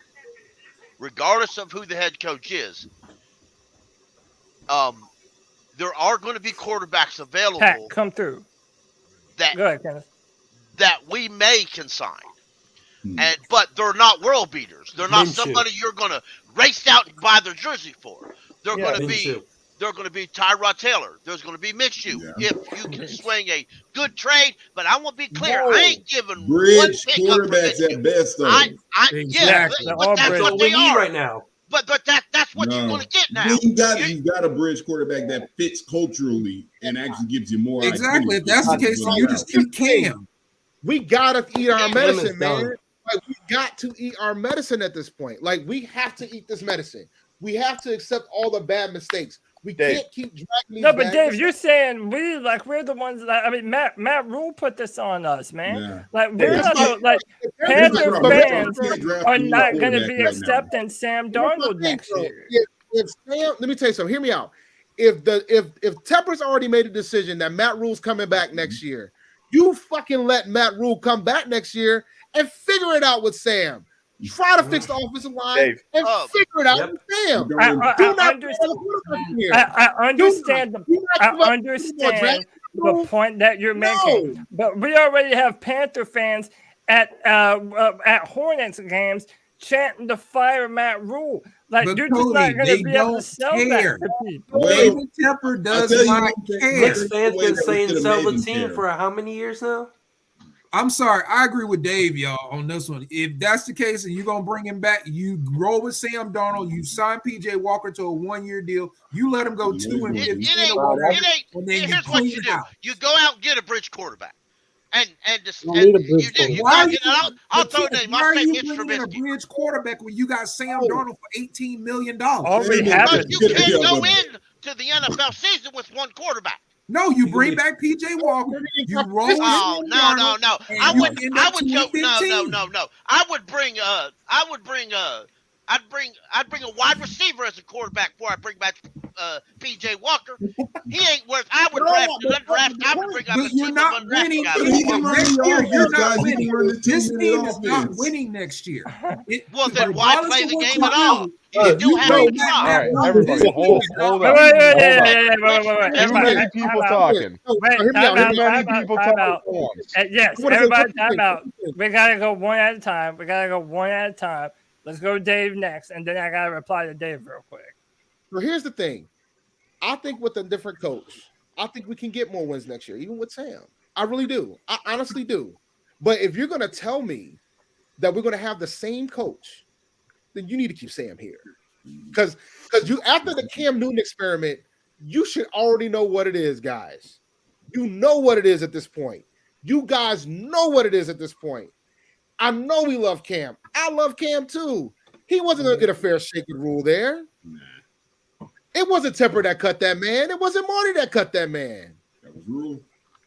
Like, let's keep it a buck. Right, but like, look, man. My thing is, every single thing that you read about David Tepper is that this man wants a franchise quarterback.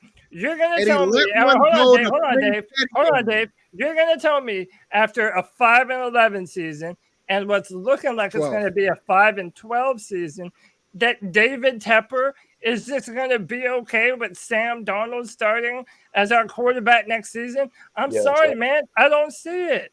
I don't see it. That might be what should happen because Matt Rhule brought him here and played us with him. But, dude, I do not see David Tepper letting that be the reality of the start of our 2020 season. I'm gonna say this, and I think the fan base is not going to like it if I say this. If David Tepper makes a decision to keep Matt Rhule for next year, he would do himself very well by letting Sam play this final year of his deal. Yep. And I would give David Tepper a lot of credit if he does that because he's willing to wait this shit out. Because hear me out. If he makes a decision to draft a quarterback, to trade assets to try to get another quarterback, it's gonna put us behind again. Didn't we do this with Teddy? We didn't have to give up draft assets to get Teddy. We just I'm just saying, Teddy. but we shouldn't have got rid of him. And that's what I'm with you, dude. Everybody agrees with that. Do the same thing with Sam. Actually, learn from your mistakes. My thing has always been with Teddy was the complaint about Teddy was kind of like, because QB stats, there's so many other factors in a game when it comes to that. You know what I'm saying? That was my big beef with Teddy. And then you out here trading for a guy that's even less efficient than Teddy when it comes to throwing the damn football. Mm-hmm. And so, Dave, I agree with everything you're saying, like with Rhule dying on his hill with Sam. But I honestly can't understand any Panthers fan that would say no to Cam Newton coming back next season. No, yeah. I'm not saying I would love Cam to come back. I'm sorry. It's just you gotta pay the man. Like you can't. You gotta pay him. Like you have to pay him. How much you willing to pay Cam next year? Let's just round it off and say one more year. How much are we paying other quarterbacks right now? Yeah, exactly. If you're gonna come in thinking that Cam's gonna be the starter, if you get him for $15 million, that's a bargain. That's what he should be asking if you're saying he's gonna start, and that would be a bargain for him. Who's going to give him $15 million other than Carolina? Who's going to pay him other than Carolina? Cam Newton didn't say he had to start. But remember, Cam Newton go somewhere that he can compete to the starter. And Cam Newton, but he's not gonna take $1 million. He signed to the Patriots for $1 million, Dave. That was just last season. Yeah, and that was for this year. If Cam Newton has no other options, you're telling me that he wouldn't take a $1 or $2 million prove-it contract for a final year? He retired. Nobody he does that low. I would offer. Behind this terrible offensive line. Hold on. Time out. What were you saying, Malcolm? I said, I don't know that he'll go that low, but I don't know that you have to give him that low. If you invest in building tell him like, hey, we're going to invest in building the offensive line. Yes. We can maybe get a good tight end because that's really what's missing from your offense is that you don't have good tight end presence. But I get what Dave is saying right now. The fact is, again, for long term, you cannot just sit up here and cut the leash with Rhule. Number one, what coach is going to come here and come here knowing that, you might get this big contract, but you're going to get let go, if stuff doesn't look the way that Tepper wants it. So the only way to vindicate or, fully sink Rhule is let him basically tie himself with Sam Darnold and throw him in the water and see how they do. So on that end, I agree. They can't get any of his the thing people feel. Yeah, so like for me is, and I think if it was a fair quarterback competition, I would be with you guys, but you guys cannot believe it's gonna be. Like, no, I know. Like, so why are we out here trying to have these scenarios that we know it's not? Like, Rhule had no business benching them now. But then again, I hear every point that you're making, and you're not wrong. What I am saying is that if that's the reality of our 2020, then everyone from ownership to the front office is signaling that the Carolina Panthers do not intend to compete in 2022. If you start your season with Matt Rhule and Sam Darnold, we already know that, but every NFL team is never going to come out and say, this year, we're just going to, be a bottom feeder. Everyone's competing to win. So let's take it a step further because now it's time to have fun. Let's have some fun. Let's say we fire Rhule. Hey, real quick, y'all hit the thumbs up for this conversation, man. This is a fantastic conversation. I appreciate all of you for being here. Hit the like, hit the subscribe, hit that like button. Let's say we fire Rhule, right? Let's say Sunday happens, we get demolished by the Bucs again. Tepper says enough's enough. Everybody out of here. We fire Rhule, right? Where would the Panthers rank as the best job to invest in right now? Dead last for a head coach. Yeah, we're probably last. Yep. We'll be near the bottom. Yep. Even though I think the squad is super talented. I think there's a lot of good pieces on this team. But we'll be near the bottom for a couple reasons. One, we ain't really got no draft capital right now. Nope. 2, Right. he's got to take it on the face with Sam Darnold's contract. Mm-hmm. So, like, there ain't no coach that's going to walk in here like that. We're not going to get anybody we're going to get like a David Culley. You know what I'm saying? We're not going to get somebody that's going to be. He's doing pretty good. I'm trying to keep it a buck with you. Okay. No, he is. Now The boys are playing for him. But I'm just trying to keep it a Man, buck you with you.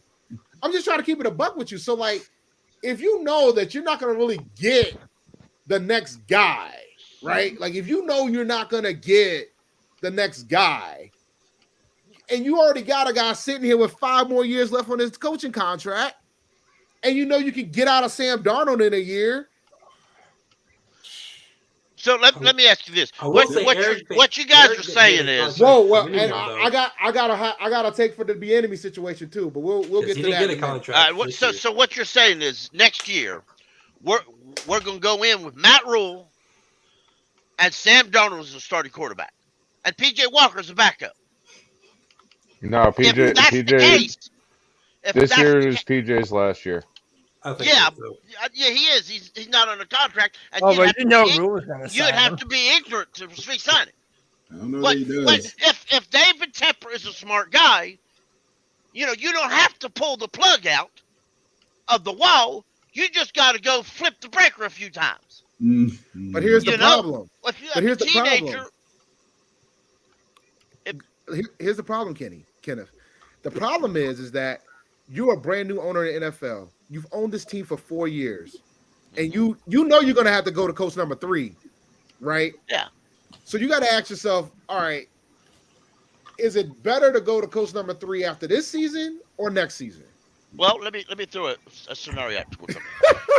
If you go into the draft and you have Scott Fitterner doing your draft, you tell him, all right, to take care of my future coach, you can't trade no picks. And let's be real, Riddick is great in the Phil Snow system, but he don't necessarily fit everybody else's system. So you can't sign him. See the Pro Bowl snub. Now, They know that. you can sign Frank Louva because he's good on special teams. So automatically you're telling the rest of the NFL, well, this guy made the Pro Bowl, and they ain't even going to sign him. I mean, look, so 2 things. You guys are all making fantastic points, and I hear what you're saying. My main thing is this. We have to admit that our owner is not a patient man. If he was, we would have done this whole rebuild thing correctly from the jump, but we didn't. Because we're always thinking that we're going to be a contender that was just a few pieces away. And David Tepper kind of bought into this nonsense. And I said earlier in this podcast, the Deshaun Watson talks and rumors, they're not going away. They are not going to go away because David Tepper is going to make sure that the Panthers are in that discussion. Now, whether or not it happens, fine. But what I'm telling you is that if Matt Rhule and Sam Darnold is the coach and quarterback combo going into 2022, David Tepper's plans for this offseason went terribly wrong. Because if I'm a betting man right now, that is not his intentions for next year. Now, I don't know that. Maybe I'm wrong. But if I'm a betting man, there's no way in hell David Tepper intends for Sam Darnold to be the starting quarterback going into next year. Before we go forward, I want to welcome someone to the show. A14 Panthers. What's up, bro? You with us? We got you. We got sound. Yeah, I'm here. All right. Yeah, what's going on, bro? Hey, what's going on? Hey, love the podcast. Love the show. I listen to you guys all the time. So, honestly, O-line. We gotta block for whatever quarterback comes in here. Honestly, it doesn't matter because they only got a half second to throw. So I mean, you saw it this year. Even our offense, like it's quick dumps to the running back. It's just quick out routes, quick slants. I mean, they got no time to throw the football. So until we fix that O-line, it's gonna be disaster. No matter who the quarterback is, no matter who the head coach is, we got to fix that O-line. I mean, the O-line's been like that even with Rivera. I mean, it's been rough, man. So, apparently, you know how much. But the thing is, man, like, but let me tell you something, man. The Dolphins had a worse offensive line than us. That's ridiculous. Yeah. Dude, I don't Worst believe offensive line than us. No. They say I don't believe it. I do not believe that there's a worse offensive line than us, Dave. Fam. But the thing is, you know why you don't believe it? Because they took out and won 7 straight games. So I understand why you don't believe it. But they have a coach. And look what they did to us. But then, look what they did to us. But look at the state. And look what they did to us. They started adjusted. 0-7 for a reason too. No, they started 1-7, and they started 1-7 because of the Deshaun Watson fiasco. And as soon as that trade deadline went, them boys balled. Hey, but one thing that a lot of people don't get though, having a really good running back room like Myles Gaskin and whatnot, them passers that like to pin their ears back and sit up here and get penetration all day and night and be in the backfield and stuff. They got to slow it down when they got a running back to that. They got to hold on. I got to let me hold my block a little bit. Let me make sure that I'm gapping, gap sounding. It gives you a little bit more time in the pass game. If you run an RPO where you freeze the eyes of the defensive line just a little bit, which that's what they're running with Tua, then okay, now you have maybe an extra second on whenever you want to dial up a little bit of an intermediate or a longer play. So it's also play calling too. They just have a superior offensive scheme. And then look at the tight end. They got Adam Shaheen and Mike Gesicki. Again, when you got good tight ends, like I said, they're running their routes closer to the line of scrimmage. That means they can be open for a dump off a lot quicker. Who do we have? Tommy Tremble and we got the wrong Michael Jordan. We got the wrong Michael Jordan. No, the problem it boils down to this all the time, man. It's about coaching, dude. Like you gotta coach. You gotta coach. Like you have to coach. And that's what's missing in this equation. These Panthers, like the thing is, me and Rashad has gotten to the point during this losing streak that we stopped going over the games because it's the same shit every week. It is literally the same thing every week. Yep. We stop the opponent from scoring in the first drive. We tend to start pretty fast. We might score something early. Once halftime hits, we don't do no adjustments. Yeah, and the third quarter we get demolished, and we're out of it by the end of the game. Once you're off script, you're done. Yeah. It's over. And again, go ahead. If you're saying that, how can you really want Sam Darnold next year? Thing is, you ain't got no choice. You're whoever the coach is, you're more than likely you're having Sam Darnold unless Tepper's so PO'd he's gonna eat 18 and even to defend Dave, I don't think Dave isn't saying he wants Sam Darnold to be the quarterback. I'm not. Nobody's saying that at all. Everybody's just saying that Matt Rhule when they traded those picks for Sam Darnold, whether Matt Rhule liked it or not, he tethered his future as an NFL coach to Sam Darnold. When that trade was executed, when that trade happened, the first thing I said was Matt Rhule just put his job in Sam Darnold's arms. Right. Put his job there. His job is banking on that. Because when you made the decision to walk away from Teddy, getting rid of Cam was the bad call too. But I'm like, cool, you're rolling. You're gonna let Cam go? Fine. You bring in Teddy. And I was like, Teddy's a good bridge quarterback. He ain't a guy that's gonna win you games, but you put enough shit around him, he can win you games. Exactly. He didn't play bad in Denver. Like everybody. Teddy was his decision. So Dave, if Rhule gets fired, what then? Would you still prefer to see Darnold next year, or what? Cam Newton more, or? But I think the problem is if Rhule gets fired, the new coach is going to have to deal with Darnold. Like I think there's no way to avoid be here that. anyway. Yeah. Like now, I think there's no way for us because we took that 5th-year option. There's no way for us to get Darnold out of here. And even if we do get Darnold out of here, we're paying for him. Like we're gonna have to pay that money. I don't want to see Cam back in Carolina. I want to see him go to a good team. I do too. But the problem is that I don't know he's had the best opportunity to show that he can get on a good team because a good team wants to win now quarterbacks. They're going to want a quarterback that has stats because the NFL, let's be honest, bro, the NFL's talent evaluators are lazy. So they're going to look at who has stats, who looks like they can fit our system. They're not going to take him. So here's the thing: you need Darnold back, but you need to have an open 3-quarterback competition. That's the only way you can do. All I'm going to say is this: who is that competition? I'm going to say this: Baker Mayfield in Cleveland. Ian Book. No. Listen. Ian Book started a game in the NFL. Exactly.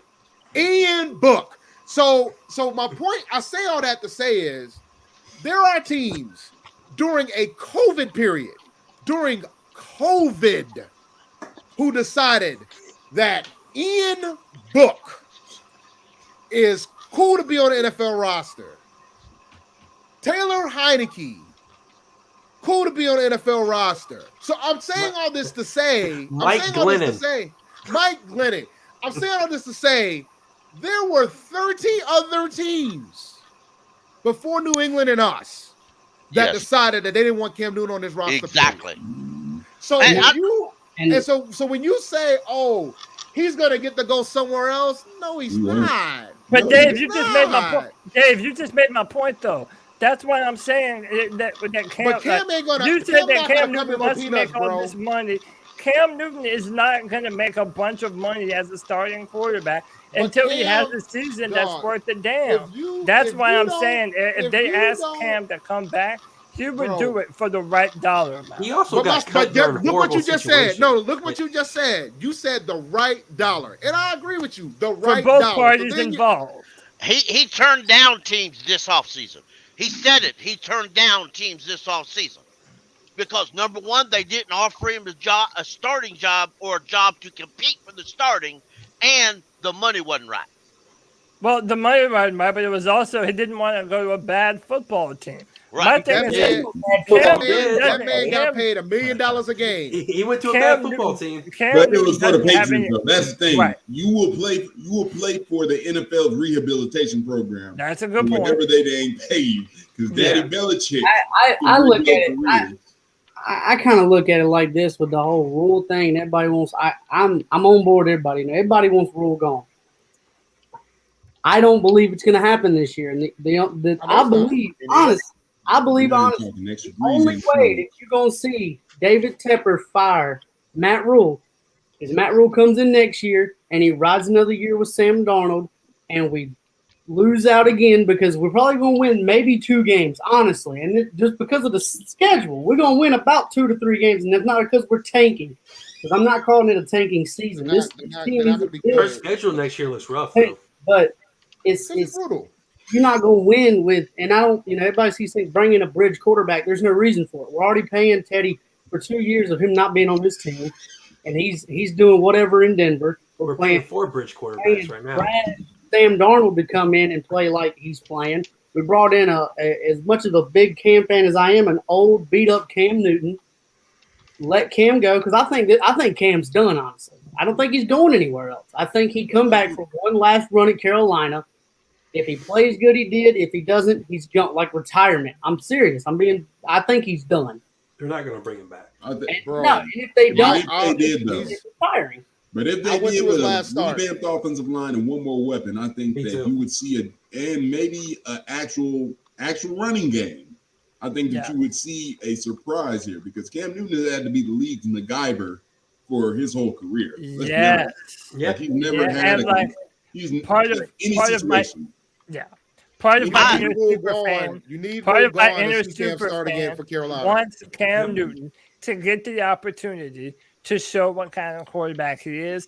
I've had to just come to the sad realization that it more than likely just isn't going to happen. No. And I know that, man. And honestly, that's why he couldn't even get the last drive at Bank of America Stadium this year. That's why this last season was so frustrating. But that's because that's Matt Rhule, though. Let's be honest. Matt Rhule logic is not real NFL logic. That's because that's Matt Rhule. We know stuff is not working right with this whole Matt Rhule situation. But under Rule's never liked him either. He does. Rhule never I think we need to have a discussion, man, because I think there's a lot of microtransgressions that I think a lot of people haven't caught since Rhule's gotten here. It's little things that I noticed that we've caught them. We've talked about all of them.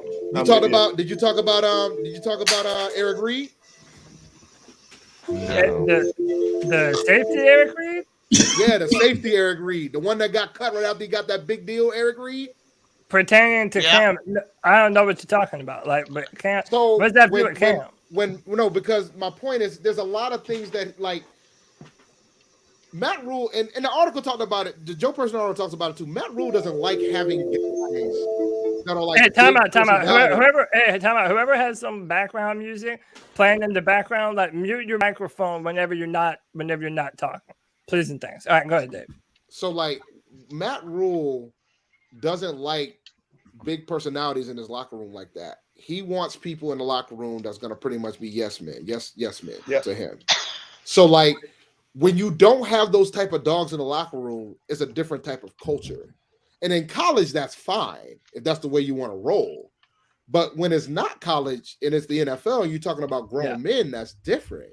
Yeah. So when you think about somebody like an Eric Reed who has been vocal about some certain things, right? And ironically enough, it's something that Matt Rhule was actually against when he was in Temple and Baylor. So when you see those things, you're like, all right, he's got to go. And then you know Cam's a big personality. You know that Cam's a starter. You know what I'm saying? That's what he is. He's a starter. Part of the reason why New England cut him wasn't because he couldn't beat Mac Jones. It's because you can't keep both of them there if you think Mac Jones is ready to start. So you have to let him go. Well, I'm sorry. Go ahead. Finish up. So for me, I can't see those situations where with Rhule here, Cam comes back. And even if Cam did come back, he's going to be coming back on false pretenses because there's no way that Rhule's going to start on. Like, you could just see that out the way it ended. Like, you got to listen to the pressers, man, and understand, like, how Rhule talks about Cam. Oh, I know. Cam. Like, yeah, you we got to pay picked up attention on to all this the shit. differences. Dude, he was So, throwing like, Cam Newton under the bus, and It's Sam more than Darnold that. saying that it was the offensive line. It's the little things. It's a bunch of things. It's Yeah, the I little know. things. I Like feel you. this. Before the first Buck game, they asked him, how are you going to play Cam? And how are you going to play Cam? He said, Cam's starting, Sam will play. Next week, and we knew then, all right, Sam's starting for the rest of the season after this. Next week, they kept saying, oh, I'm going to let you know Wednesday. The answer was, all right, Sam's starting and Cam will be available. So, like, you got to pay attention to this shit, man. Like, so when you hear the way the coach is speaking, you know what it is. And then my man Cam played one snap, one play. I think it goes back even further than that. No, it does. It Even does, if you bro. look at the first press, the first press when Cam first joined, Rhule wasn't happy about it. He looked like Tepper had stepped on his toes by bringing in Cam. And in that first press conference, I remember thinking, you can see that. Yeah, this pose right here. This was a pose. He just looked dejected. But yeah, he had that pose today in his presser. Oh yeah, like he's got clear body language cues too. Yeah, That's one number one thing like about Matt you know what it is with him. And then like I ain't even and like I know everybody funny. feels a certain way about the enemy and all that, but oh man. The only way to get Cam is Dave, you are not going to sit there and tell me that you would not want Eric Bieniemy to be the coach of the Carolina Panthers. I do, but I don't think the owner does, and that's the problem. This is the same owner that tried to fire. This is the same owner that tried to fire Mike Tomlin after the playoff year. A man that's never had a losing season. That is true. Was that confirmed? That is true. Oh, it's a fact. No, He was part of the minority. He was a part of the minority ownership of the Steelers. And while Mike Tomlin was still coaching, there was a bunch of minority owners that wanted him fired. Fortunately, the minority owners have no power in the Steelers front office, so they couldn't fire him. And the way that the Steelers roll, it doesn't happen. You already know what that means. Then let me just tell you, if I know what it is. Mike Tomlin out of all the coaches.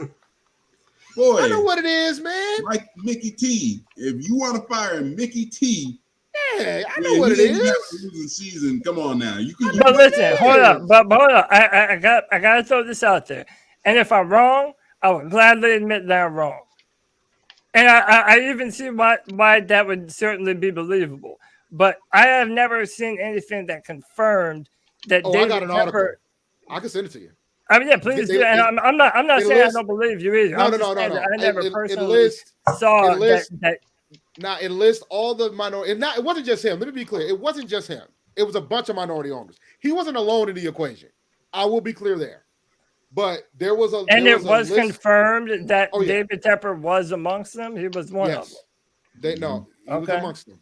I mean, yeah. I want to know the true details behind that article too, because I don't make no sense to me. Like, why would you want somebody as a head coach as good as Mike Tomlin out? I mean, he's never had a losing season because there's and listen, there's some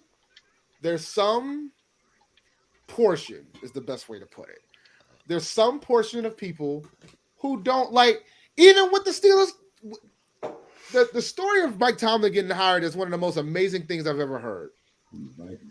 At the time, there was two guys that was in the front running to get that head coaching job for Pittsburgh when Bill Cowher retired. That was Ken Wisenhunt and Russ Grimm. Those were the front runners to getting that job, right? When the interviews happened, both of them didn't take the interview seriously, and Mike Tomlin did. And Rooney and Tomlin won the job. Tomlin got the head coaching job, and they were critical of the decision. And so far, the man has been the only coach in NFL, the first coach in NFL history to have 15 consecutive seasons without a losing record. So okay, hold on. You were correct. I looked up an article. According to Pro Football Talk, this is from 2018. Citing a source with direct knowledge of the situation, reported that the minority owners planning to lobby Rooney to fire Tomlin come from a group that includes Rob Ciccone, Paul Evanson, Larry Paul, Stephen Paul, Bruce Renner, Paul whatever, and then it does list David Tepper as a part of that list. What year? 2018. This is from 2000. Bro, this is January 30th, 2019. So yeah, I know what it is, man. And he's got winning seasons with a wash Big Ben, and I mean, yeah, like I know what he's gonna. I know what it is. And look, man, and I'm not gonna judge. Maybe him, David Tepper wanted him fired so you can pick him up. I was just thinking that. No, come on, guys. Nah, it's not why he wanted him fired. Maybe this will help. Maybe this will help end all this BS I hear all over the place. We need to go get Tomlin. We need to go get Tomlin. Not happening, bro. I mean, there's absolutely no way. No, it can't. It almost can happen. And no way is why the hell would it? I mean, but hold on though. So hold on. But you said that you don't think David Tepper would bring Eric Bieniemy here, and that might be true. He might not. But my thing is this, dude. We're the Panther fans need to admit that we are dead on arrival if we have an owner who didn't learn from the mistakes that he just made with Matt Rhule. Like, if you just hired a college head coach that floundered out and fizzled out, 2 years into the NFL, and who are you going to hire after him?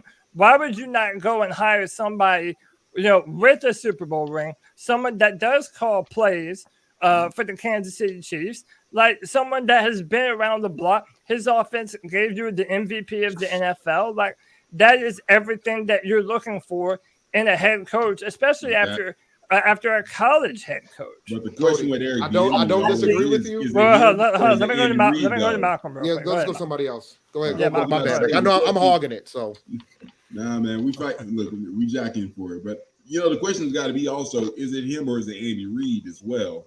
And that's the one unknown commodity that you come with Eric Bieniemy is that again.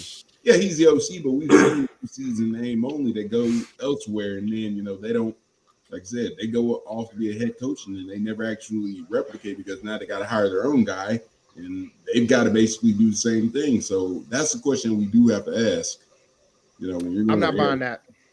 Did Doug Peterson come from Andy Reid? He did, and he won a Super Bowl. Well, I'm not buying it. The only reason why Eric Bieniemy is the name that continues to come up on my head is because the Andy Reid coaching tree is famed. A bunch of college coaches have come from that Andy Reid list of coaches, Ron Rivera included, Sean McDermott included, Doug Peterson. There is a lot of them. And my thing is Eric Bieniemy is the next man up. And part of the reason why I wanted him initially is that you would never have to worry about the guy calling plays leaving whenever the next NFL coaching job came available. You had that in your head coach. Whereas if Joe Brady would have worked out here, he would have been, a head coach somewhere else, and we would have had to start all the way over.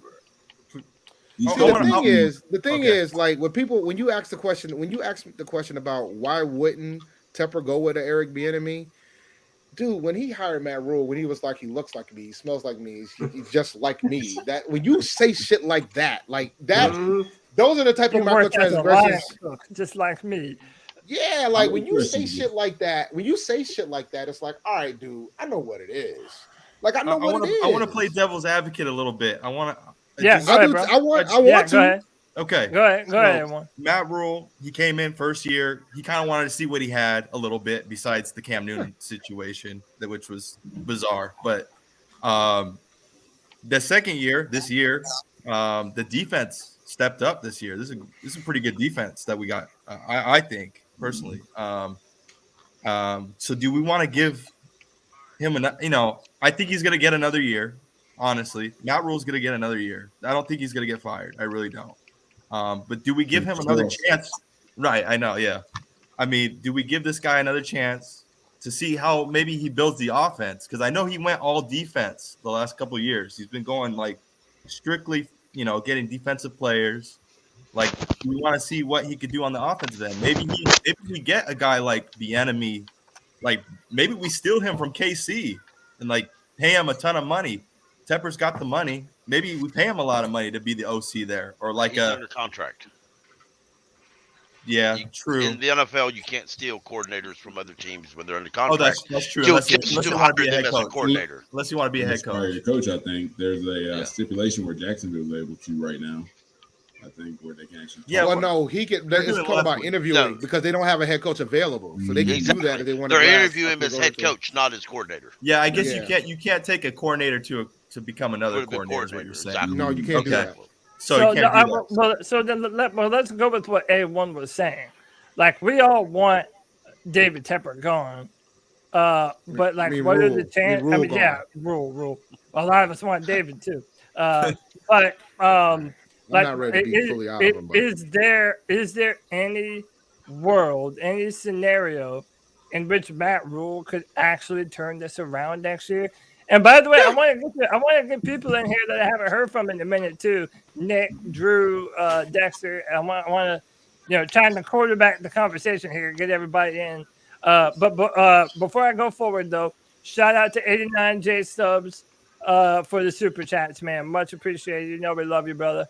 It says Rhule has to get fired. Everyone's making fun of him now. Yeah, I certainly agree. But Nick, I mean, is there any chance that Matt Rhule could actually turn this around next year, or are we just like, are we all being too hypercritical? I mean, there's always a chance, but I just don't see us fixing the offensive line this offseason. We can make strides and make it better than it is, but I don't see us fixing the offensive line to the point where Sam Darnold looks successful. How about this? Yeah, go ahead, Michael.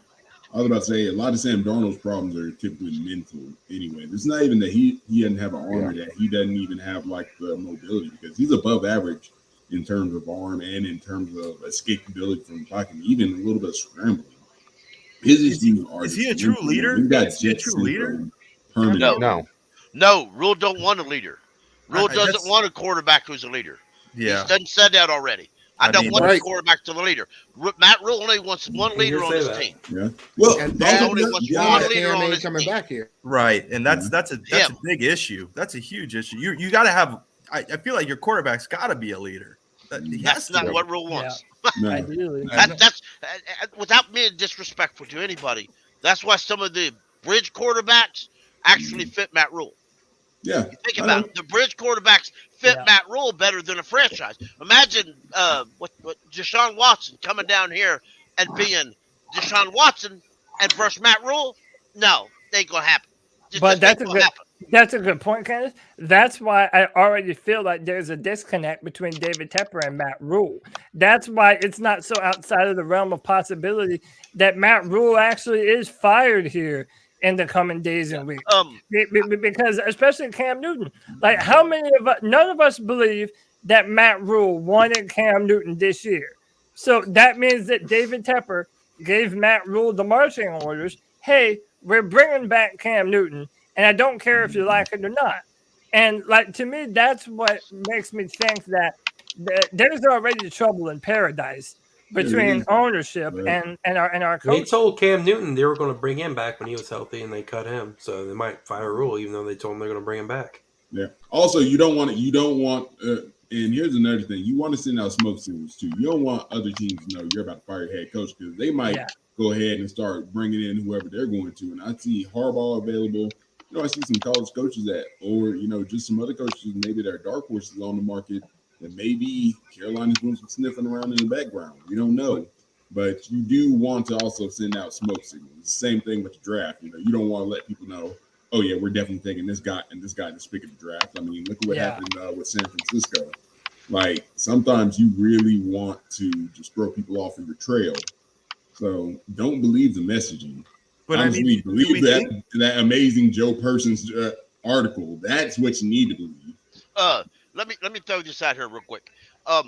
Imagine at the end of, let's say Monday or Tuesday, Tepper sits down at a table with Matt Rhule. Matt Rhule says, here's the guys I'm going to go out and get to be my offensive coordinator and all this. Tepper said, no, that ain't what we're going to do. We're going to make some changes. A bunch of us here said the same thing, but we say it different ways. Long story short, they disagree.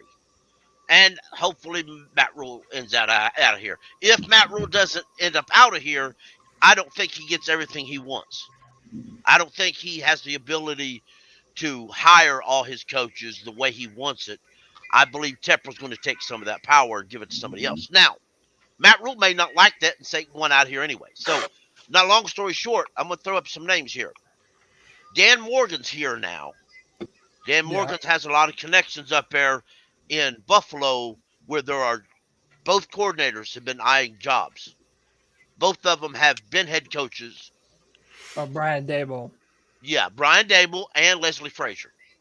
I know everybody's on offensive coordinator kick, but to me, you have to throw Leslie Frazier out there. Yeah, I haven't grown on that. I'm fine with a defensive coach as long as it's someone who, like Brandon Staley for the Chargers. Yeah. He was a defensive coordinator, and that guy is fantastic on offense too. Right. So. Plus, Leslie Frazier's the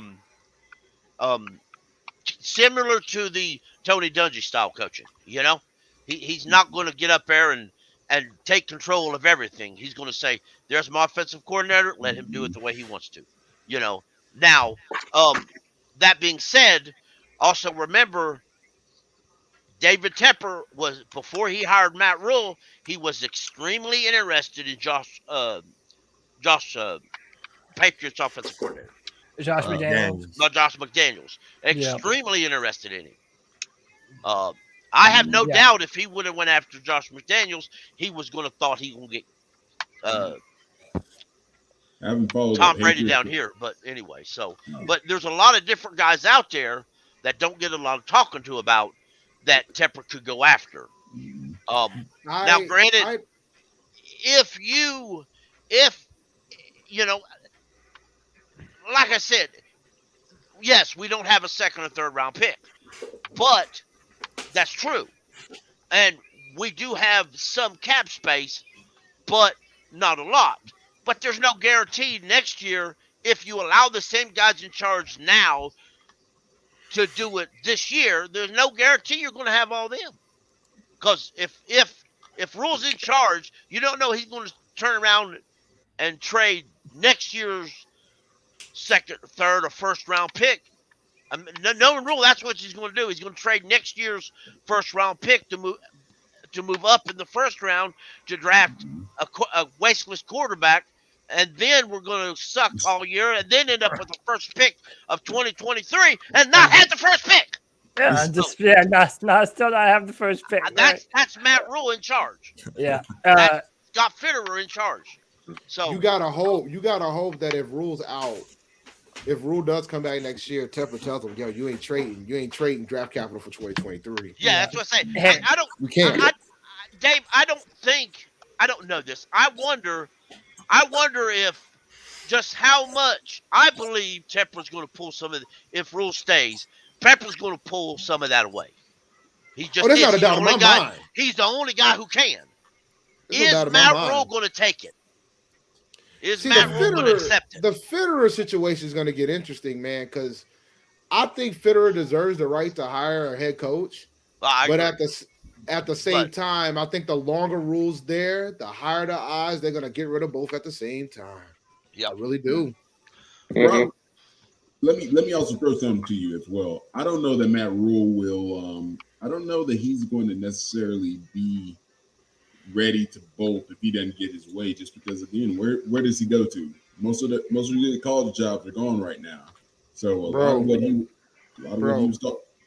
He could force Tepper's hand, and Tepper fires him. He's going to get paid anyway. That's my point.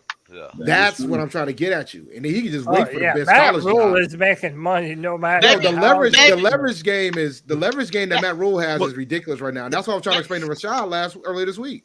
That's why he's staying, though. I think Matt Rule's gonna go coach Michigan because they're gonna lose their quarterback or their head coach, and that's gonna be the only college he'll take him. Now my question is, how do you blame Scott Fitterer for this mess when he doesn't have final say on anything player personnel wise? I didn't say it was fair. I'm just telling you that's how it's going to go down as long as that rule's there. But hold up. Drew brings up a good point in bringing up Fitterer because, my thing is this. If you're Fitterer, I get that it's a step up. You finally get to be a general manager and get paid like one and be called one and move your family and all the different things. But if you've been working in your life to be a GM, why would you sign off to go to the place where they're not going to give you full GM powers? Like, they're not going to give you final say-so over the roster? Like, why would you take that job? He came from Seattle. Yeah, but he could have stayed in Seattle and done that. But my point is that the part of the reason why he might have had the opportunity was because that's how they did it in Seattle with Pete Carroll. Like, Pete Carroll had final say on personnel. Yeah, but at least you know that Pete Carroll actually had a resume. Like Pete Carroll had actually what was his done resume? things Wait, in the stop. What was his resume before he went to Seattle? He was a failed head coach for the Jets and the Patriots. He went to USC, balled out of his mind, won a national championship, had some NCAA penalties, got the head coaching job. They gave him the control. And then won a Super Bowl. Matt Rhule never won a national title. After he got the control and after he got the years to do it. But people forget that he was a failed head coach twice in the NFL before he went to USA and came back to Seattle. He did, but it also means that he had prior NFL coaching before he went back to USC, and then he turned around USC. Like, you still can't make the comparison between Matt Rhule and old buddy that was the head coach for the Pete Carroll. Pete Carroll. There's no comparison between the two of them. I don't know. I just think Scott Fitterer. I just think Fitterer is a little crazy for that, man. Like, yeah, a lot of people don't want to put all the blame on him because they know Matt Rhule has the final say. So, but I wouldn't have taken that job, man. Cody, would you take a job that requires you to do the same amount of work for more money? I did. I mean, yeah, I would do it in a heartbeat. I'm working on that right now, to be honest with you. No, you're right now, to be honest with you. But hey, okay, so hold on. Let's go with and by the way, Malcolm had to bounce. Appreciate Malcolm for coming and hanging out with us. I want to go on something A1 was kind of bringing forth. Like, what are the chances that we could actually, be good next year? And so, no, I ain't gonna say zero. Let me put this forward to you, okay? What if we draft a left tackle, okay, with our first pick, and then let's say Brady Christensen and Deontay Brown, like, come on, there's no way that they don't play them in year 2, right? Like, are we still going to be doing the same thing where Brady Christensen and Deontay Brown next year aren't going to be getting the requisite amount? I think Christensen is definitely going to play next year, and I think I'll say you this. Just don't know where at. I know exactly where he's going to play next year. You ready? Guard, left tackle. He's playing left tackle next year. So we're not drafting a tackle in the draft. I think they're gonna draft. I think they're gonna draft a guy. I think Evan Neal's probably. I think if Evan Neal's sitting there, I think he's gonna be the pick. But I don't see a scenario where I see a lot of scenarios where they're gonna trade back. But if Evan Neal's there, I think Neal's the pick.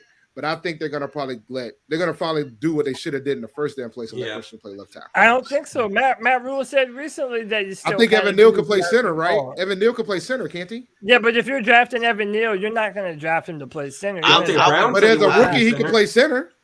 Yeah, but the thing is, you gotta take 2 offensive linemen in this draft, bro. Like you have Sure, to. but my thing is this though. I have no reason to trust that they're going to leave Brady Christensen on the left when he has looked good on the left this year. And Matt Rhule still seemingly doesn't want to say that's where he's going to. His arm's got to go a little bit. Matt Rhule. Yeah. Matt Rhule. When the last time Matt Rhule talked about Brady Christensen, Matt Rhule sounded more like he's more open to putting him at left tackle for next season. I think if Evan Neal's there, you take Evan Neal, start him at left tackle. You put Brady Christensen at left guard. Pat Elflein is not a future, and if we could upgrade, please God Almighty do. But I would not be surprised if he isn't the starting center next year, just because he's already on the roster. And then right guard, 5 and 6 pick, you take that and you trade down to about the 10th or 11th pick, and you take the center from Iowa. So, but what if Evan Neal's available? What if you get the draft capital? You get the best center in the draft, and you get more draft capital. You can spread out through the rest of your team. You get Neal, and you trade DJ Moore. Yeah, because here's the point. Just because, and we've seen enough drafts to know this, just because you trade back with an intention to grab to somebody else, don't mean that guy's going to be there for you to pick. But Kenneth, but the thing is, like, if you trade back like 5 or 6 picks, there's going to be a lot of options on the offensive line that you can take. Even if you can't get the center from Iowa, there's a lot of options with really good value at that point. If you could trade and get some draft capital back that we desperately need, I'm for it. Like, the only way, because the thing is this, if you decide to take Evan Neal at 6, that tells me that you know that Christensen's not your left tackle. But if you feel comfortable with Brady Christensen playing left tackle, you should really consider trading back. I mean, listen, I feel comfortable with it. I would love Brady Christensen. I think we've had our left tackle on the roster the entire time. Matt Rhule feels that. Yeah, Matt Rhule doesn't want him there. He feels comfortable at guard. But hold on real quick. My thing with as a matter of fact, let's do this. Forget what position they play going forward. Back to like the glass half full thing that A1 was talking about. Like, let's say that wherever they end up playing, Deontay Brown and Brady Christensen start next year, right? Then let's say you draft, another left tackle, another guard. You already have Taylor Moton. You could make the case that you've upgraded most of your positions on the offensive line. Maybe if you do bring in like a Deshaun Watson and put him with Christian McCaffrey and put him with those weapons, maybe that is the team that's built to go. And I don't know. I'm just trying to. I like the A1. The A1 put that out because like I'm trying to figure out a scenario.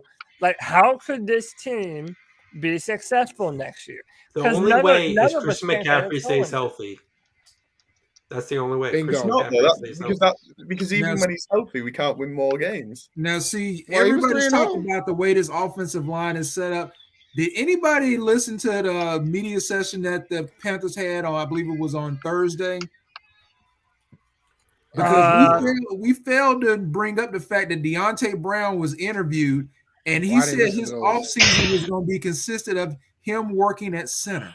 Yes, I did hear that. Thanks. Yeah. Thank you for bringing that up. And again, like the Panthers want position versatility, which to me says like you're kind of wanting for a master of none. But like, yeah, I mean, I still think Deontay Brown deserves an opportunity to play guard. I think that he's good enough, just like I thought Christensen was good enough to play left tackle. But if you were able to just add, if those guys are starters at whatever position, and then you bring in, some more, more help later in the draft. I mean, it's not completely outside of the realm of possibility. Why are we drafting guys and putting them at different positions? Yeah, it's so stupid. I still think we're going to sign a couple offensive linemen in free agency. Oh, no, I'm not talking Cam Irving free agency. I'm not talking that. But see, I'm guys, talking you slightly higher automatically than upgrade your offensive line by removing John Miller and Michael Jordan. Yeah. That's Yeah. I wouldn't bring Michael Jordan back. I don't care how cheap he is or how young he is. I'm sorry. I wouldn't bring him back at all. The thing about signing offensive linemen, like name offensive linemen, we could do that, but then you're probably gonna lose guys like Hassan Reddick or a guy like Stephon Gilmore. You're gonna lose a lot of those guys. I'm sorry. Earlier in the show, we had that conversation. Okay, sorry about that. You probably weren't here for that. Yeah, I wasn't here. Sorry about that.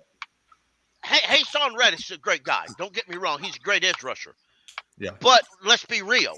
If you lose Rhule this year or next year or the year after that, what position other than edge rusher can Hassan Reddick play? He can't. He's too light to play defensive end full time. He gets run off the ball anyway in the run. So he's not a full-time defensive end. He's not good enough to play in a base 4-3 as a drop back and coverage guy. So he's only a part-time player. You're not going to give him $15 million to be a part-time player. Exactly. So, and his position this year, can you see Brian Burns playing that? Brian Burns has got all the tools already there to do it. Yeah, both kind of they're both similar. Yeah, they're both it's similar easier. It will be much easier to sign Frankie Louvu, who's looked great when he's had the time to play. But here's of late, Gross Matos has looked good too. So my only thing with that, Kenneth, is that if you let Hassan Reddick walk, you're letting go of almost half of your sack production. Yeah, it's a risk, and you're going to have to step up. Yeah, but I mean, and the other point is though, how many times have we looked back at Hassan Reddick's pass and realized he comes unblocked because of the scheme he's in? Yeah. So if you just line up a different guy in that same scheme, he's likely going to come unblocked.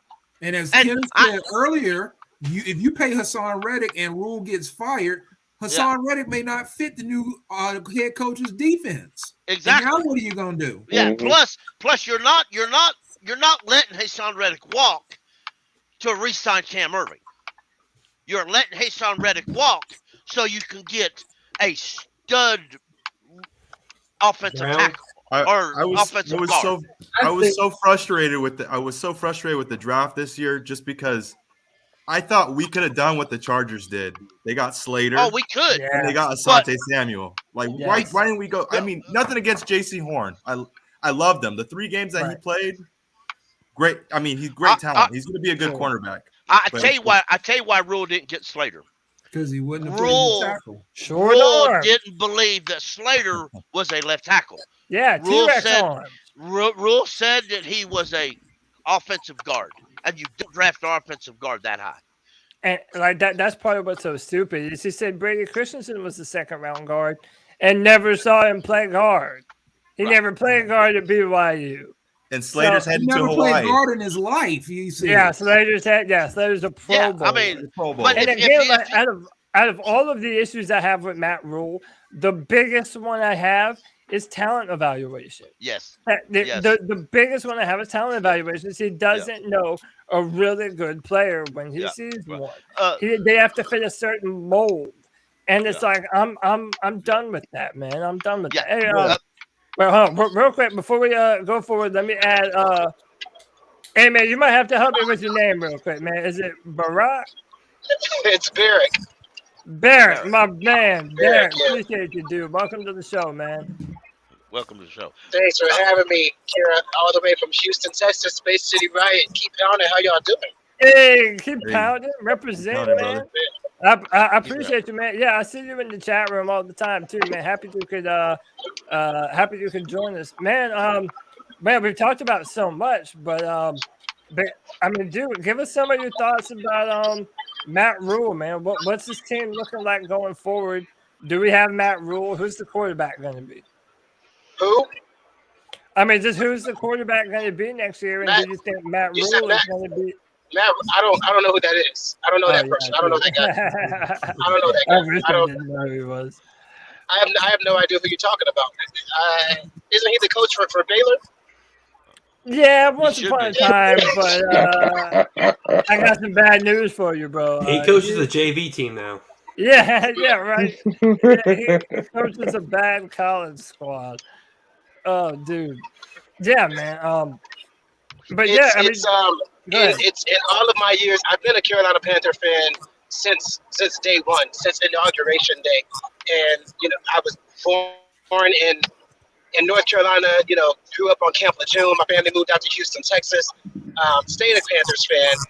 Found a Space City riot here. Took over. Now I'm leading the riot here. And I got to tell you, man, I have seen some bad times. Like, look, all of us know. We all know the history of this franchise. We know the bad years and when they happen. So I don't need to repeat and go through all of that.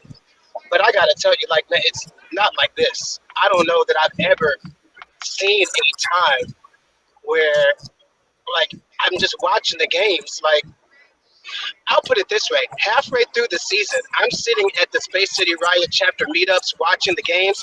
By, like, game 8, I'm sitting there, and the rest of my crew behind me, they're mad as hell all day, like, for 3 straight hours. I'm sitting there by halftime laughing, ordering extra shots. Like, the season had to literally turn into comedy for me just to be able to watch the entirety of the games. That's how bad it is. I've never seen coaching like this. Like, I've never seen it. I've never seen it at any level. I coach a flag football league here in Houston, and I think I could coach this team better than Matt Rhule, Matt Rhule, whatever you want to call him. Like, this is absolutely terrible. Nothing is right about it. Player management, bad. Clock management, bad. Game management, bad. Like, are we still the most penalized team in the league? Have we not been the most penalized team in the league the whole season? Right? Like, I mean, I don't know. Like, the whole thing, I don't know what's going on with the coach, the quarterbacks. Like, we brought Cam back for what? Why? Like, we're sitting here running like a 2-quarterback system, and we're not running a 2-quarterback system. Cam throws an interception, and Cam is the worst quarterback on the planet. And Sam throws an interception, and that's the baby. We can't hurt his manhood or his pride, so we can't say anything bad about Sam. Cam can get talked bad about when he only played 1 play in a single game. I don't know what I'm watching. I really don't know what I'm watching, other than the destruction of the legacy of Cam Newton. Like, that's all I can really. And bro, you know what I like before camp. Okay, I'm off my soapbox. No, you're good, bro. Hey, man, no, I appreciate the perspective. Love hearing from fans, especially Roaring Riot members from other parts of the country, bro. So like my thing is this, man. You have to give the fan base something to hold on to, and we all know that's what Cam Newton was. Like, that was the only reason that he was brought back, is because everybody saw what this team was doing, that they were, sinking faster than the Titanic. So Cam Newton comes back and gets everybody's hopes up again. Well, I had already gotten to the point in my head where I had reconciled that, man, as much as I hate it, Cam Newton isn't going to get the opportunity that he deserves, to have an offensive line built around him, to, actually have an organization that believes in him from top to bottom. Like, I had already reconciled that was probably never going to happen for Cam. And then he came back, man. And it's like I had to undo all the trauma, because here we go again. It's like everybody wants to blame Cam, say that he's done, say that Cam's an interception machine. But it's like, bro, you cannot tell me another quarterback that would look good behind this offensive line, man. Cody, this is the only time I could wear this shirt, man. This is the only time I could wear it. Hey, there it is. I can't wear it out. I get smashed for it. I'll get smashed for it. Oh, hey, how about your team, bro? You're a real fan, dog. I mean, You know, Cody, to what you're saying, to what you're saying, that you have to give the fans something. You know, as someone who tries my best to like do everything to run one of these Roaring Riot chapters and get people out to the games, I have to say that that's absolutely true. Like the attendance at just the chapter meetups to watch the games when the team is doing well, we can't. You know, we have to add extra screens and extra sections of the bar and like make extra space for people. When the team is doing bad, we have like 5 to 10 people show up. That week when we signed back Cam, like the crowd for this season had already started to be diminished at the bar. The week we signed back Cam, it was a full house. That one game, it was a full house that game and for the next like 2 or 3 weeks. And the other side of that coin is that, like, you know, I listen to the show every week. I don't always get to listen live because I teach lessons on Tuesdays, and on Fridays I usually have shows. I'm actually driving to a show right now, so I don't usually call in. But, you know, I listen every week. And I don't know if it was maybe like a week. I think it was 2 weeks ago that you guys had a caller, the little kid that calls in all the time. Yeah, that was talking about how sad he was and how he was going to take everything off of his walls, and you know, if the Panthers keep losing, that stuff is real. You know, I agree with you so much. Like, that stuff is real. These young kids that don't have the history that us older people have, like, we got to give them something. And it's got to be better than the product that Matt Rhule is putting on the field. Otherwise, we won't have a fan base that keeps going. Yeah, man. It's a dude, and like that's a big thing. Go ahead, Drew. Hey guys, Joe Person just put out a report saying based on the people he's talked to, they're not banking on Sam Darnold being the quarterback next year. Did I not just tell y'all? That turns everything upside down. Well, where's Dave? Of course, Dave left. Of course, Dave left. Dude, I told y'all, man. David Tepper is too impatient. He is too impatient to start the season with Sam Darnold. Dave, I heard everything you said. No, I heard everything. I heard it. I was dealing with the kids. Dog. I told Listen, you, bro. man. Listen, Tepper bro. don't want Sam. I know he doesn't, but it's gonna be a look, man. We're gonna give up draft capital to get somebody unless we're gonna sign somebody. Because who you think is gonna go after? Yeah, he does. He got 2023 picks. He got a first round pick this year. He got draft capital. Okay, sure he does. But they're throwing out names like Tyrod what are you Taylor gonna get? Trubisky.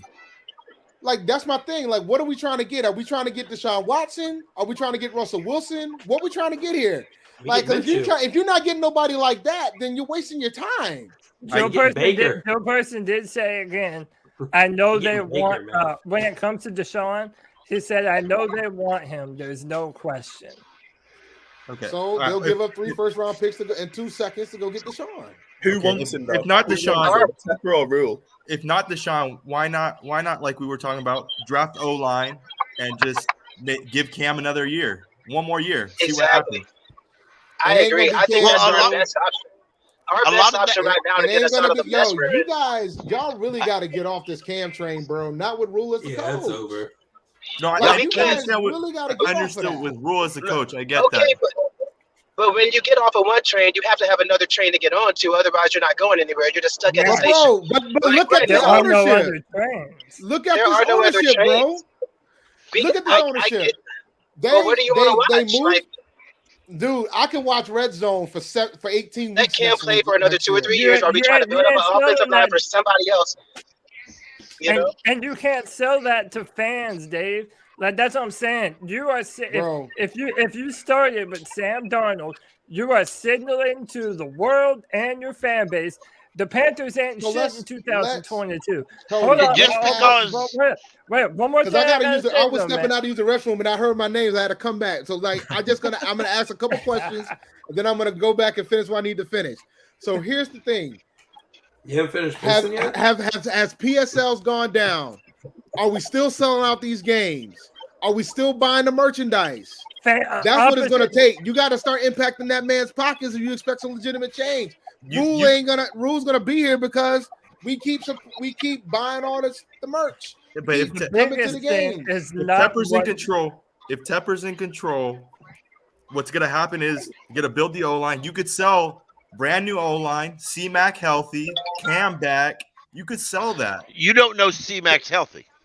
No, he'll. C-Mac ain't been healthy in 2 years. There ain't no guarantee he's going to be healthy in the third. Well, I got a hot take for that. I got a hot take for that that y'all don't want to hear. Well, hold on. There's no guarantee that he will stay healthy. No, I don't think he's gone. I just think I think he's been hurt, and I'm not doubting his injuries. I think he's taking his time to come back because he sees the shit show that he's dealing with. Yeah, I 100% believe that.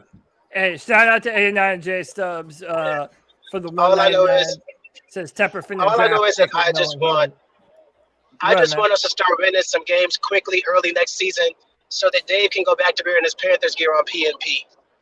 Because that was a sad episode, but he said that, man. I'm going to agree with something Ron Rivera said. I didn't realize he said it until a few weeks ago, and I looked it up, and he actually said this. He told the folks in Washington he will never, ever build a team around one person ever again. As long as he's ever a head coach, he will never, ever build an entire offense and an entire team around one person. That's the smart idea. You never build your entire offense around one person. Ever. Yeah, you have to field a football team. All 11 guys on offense and defense, they have to be doing their job. Yes. And I can only hope that was a lesson that was learned this year. Right. I don't know, man. Like, have you noticed that we haven't even talked about Tampa Bay? Like, I feel like we're gonna lose anyway. Yeah, dude, none of us have any faith that we're gonna that we're gonna be able to do something this. If we go out and beat Tampa Bay, I'm gonna be mad. I'm gonna be worse. I'm gonna be more madder than I am if we. The only way we beat Tampa Bay, the Jets almost beat Tampa them. Bay is Tom Brady doesn't make the flight. Well, that's because they didn't expect Jets to play hard. I don't think they expect Jets to play hard. The Jets almost beat him because Antonio Brown left. That's what that is. And let's just be clear. I agree with that, man. Agree with that, man. We do not need to win that game. We do not need to win that game. Winning that game would be, in my opinion, worse than that meaningless Washington game that we won a year ago. Like, for why? Like, because why? Yeah. Go ahead, Nate. I agree with that 100%, but that Jets game is the perfect example of how coaches can create a tank. Calling for a QB sneak on 4th and 2 or 4th and 1 right on the goal line. That was not the right play for that situation. I said it once it happened. I was like, they take it. Let me tell you something, but I love the way that the coach handled it. He owned up to it. He owned up to the mistake. 100%. And I think that's something that Matt Rhule needs to learn how to do. Yep. Instead of always blaming the players whenever something don't go blaming certain players when something don't go his way. So but let me tell you something, guys. I got to say something, man, because I heard something while I was upstairs that's kind of crazy. Listen, man, there's no such thing as a meaningless game. You want these boys to play hard. That film runs every time. Yes, there is. That there are absolutely meaningless games. No, fam, you can't think that way, bro. Because if you think that if you have a fan base that think there's meaningless games, and you have teams that think there's meaningless games, you ain't gonna get no good free agents to come here. Like you don't want that. I believe they're going to play hard. I tell you straight up, I believe, simply put, the two offensive guards that are going to start have been so pathetic. They're going to cause Sam to throw a bunch of picks, fumble. It's going to happen. And if nothing else, Tampa Bay is going to run at our weak, small, tiny defensive ends, edge rushers all day long. That we're gonna lose anyway. I really don't have no faith that this team can beat Tampa Bay's backups. But Dave, I want to clarify something too. I'm not saying that any players or coaches ever go out on the field with the express intent of, okay, we're gonna lose. No, I'm not saying that at all. Just like there's no tanking. No players are gonna go out there and put out their worst performance. And they have incentives on the line. Yeah, no doubt. But I'm saying from an organizational standpoint, like it absolutely benefits Carolina to lose this next game rather than win. There's no moral victory. We always talk about we need to lose this game, but the thing that you got to realize is that these players don't want to like you said, the players are going to play hard and the players are going to want to win. Do I think we're going to win? No, I don't think we're going to win on Sunday. But like, it's not. I wouldn't be pissed if I see a Carolina victory. Matter of fact, I heard my man say he want me to wear Panthers gear. That's what it's going to take. I need to see a win. And even if it's week 18, I will throw my gear on. I'm with Dave. I need a victory Monday. Yeah, man. I do. Too long, bro. It's been way too long. I don't get my man Matt Rhule out here. My man Matt Rhule's only won like one. If we win, I want a loss. One of the reasons why I think we'll lose, honest, is the fact that Tampa Bay's still fighting. They need to win this to get close to to a bye, I think it is, or to get a better seed. Well, the best thing they can do. Number two, they get the number 2 seed, but they still got to play first weekend.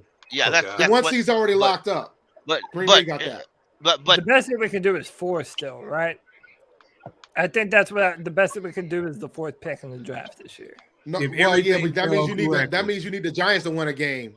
Yeah, that's what I'm saying. Yeah. I mean, that's what I'm saying. We could still end up number 4. Yeah, that's why I'm so pissed off with the Jets, man. If something happens and we actually win this game, we could, depending on how it falls out, we could draft all the way to pick 9. And that's what I'm saying, Dave. If you're talking about us wanting to trade down, which I agree, I would be very open to a trade down, but a pick inside the top 5 is more valuable than a pick that's right outside the top 10. And if you're talking about building, if you're talking about building for the next few years and actually trying to get this thing right, you have to absolutely have more draft capital to be able to build your football team. That win would do absolutely nothing for us because it doesn't come over in the next season. Fine, fam. I go through this a lot. Guys, you gotta no, it doesn't. Let me tell you something, man. It doesn't in the grand scheme of things, it does not matter. Because when you think about the confidence for those players, the confidence for that coach that you know that's probably gonna be back here next year, and you guys are saying you don't want to see another bad year, you gotta have some level of momentum going into the next year. A lot of reasons why a lot of folks were fine with Ron Rivera to stay as long as he did is because the man played well when the games mattered. They played well in December. This coach don't know, but don't look. I understand that everybody. It doesn't translate in the next we're year, sitting, though. but we're sitting going to be gone though. We're sitting with the 6th pick. Well, hear me out. We're sitting with the 6th pick right now, right? Even if we lose, we're probably still going to end up with the 6th pick. Right. Like the only thing like that. Maybe. And I know you said 4, but the real scenario is only 5, and we need the Giants to beat Washington. Yeah, and that could happen. But we wouldn't pass Houston. We wouldn't pass Houston. We beat them. Yeah, we wouldn't. Houston's got better, easier straight to schedule than us. But again, it's also like in if the majority we have of the seasons. Go ahead, man. In the majority of the seasons under Ron Rivera, at least in the early part of the season, kept the team doing respectable, so that the last 6, 7, 8 games of the season mattered. Right? I've seen nothing from Matt Rhule that's going to show me, have me thinking that there's any kind of faith that I can put in him, and the idea that he's going to have a team in a game seasons, like in next season or the season after, or even the season after that, in games that matter beyond week 8. I don't see it. Willie McGinnis told a dope story a few weeks ago, and he talked about the year that the first year of Bill Belichick, when the Patriots were like 5-11. Right, they were 5-11. Sounds similar, right?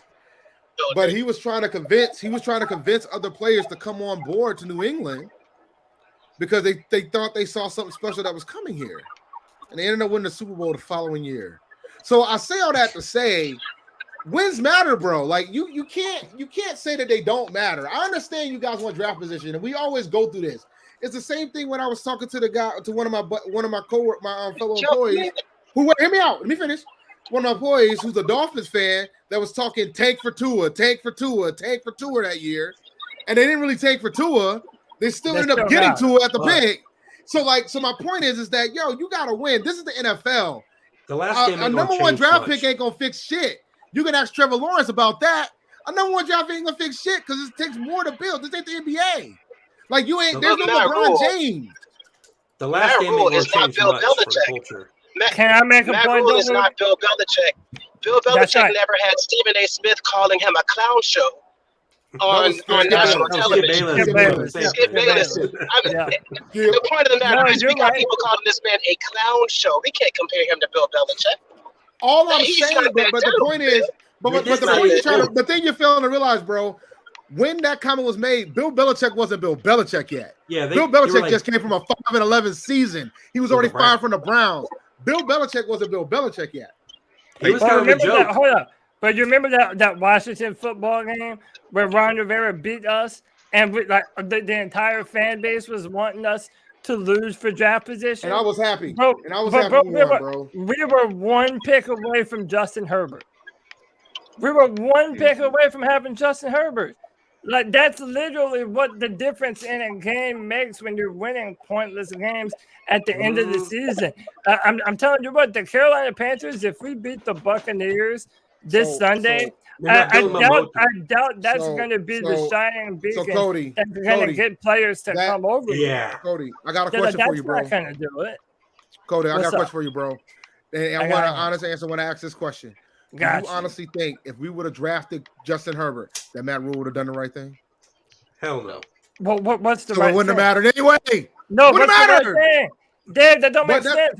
What is the no, right as thing? in, like, if we would have, if Herbert was sitting there at 7 or wherever we were in the draft status after the Washington game, if we would have drafted that man, do you honestly think Matt Rhule would have like gotten him ready, groomed him, do what he needed to do? I don't even think he would have. Like, do you have that much faith in the coach anyway? At the end of the day, it's Justin Herbert. He's going to end up being the best quarterback that you have on the football team. But it don't matter if you don't put the right personnel around him. You got the right coach with him. It doesn't matter how good somebody is. Short arms. But back then, Rhule didn't have power over the first round pick. Marty Hurney did. Well, I don't believe it. I don't believe that. I believe Matt Rhule, since the day it's in his contract that he gets the final say. Since the moment that he stepped in here, I believe Matt Rhule has had final say on just about everything that the Panthers have done. So Matt Rhule was the one who drafted Derek Brown. Yeah. Mm-hmm.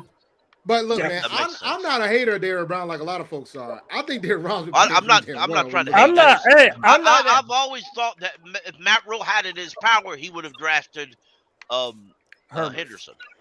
Well, Henderson. I'm not a hater of Derek Brown either. I still don't think it was worth the pick that we spent on him. But I think he's a good player. All I'm gonna say is this, man. You guys need to watch Rashad's breakdown on Derek Brown. I've seen it, man. I agree with the lot. It doesn't make him a top 10 pick to me. We know y'all do good stuff over there. Man. We've seen it.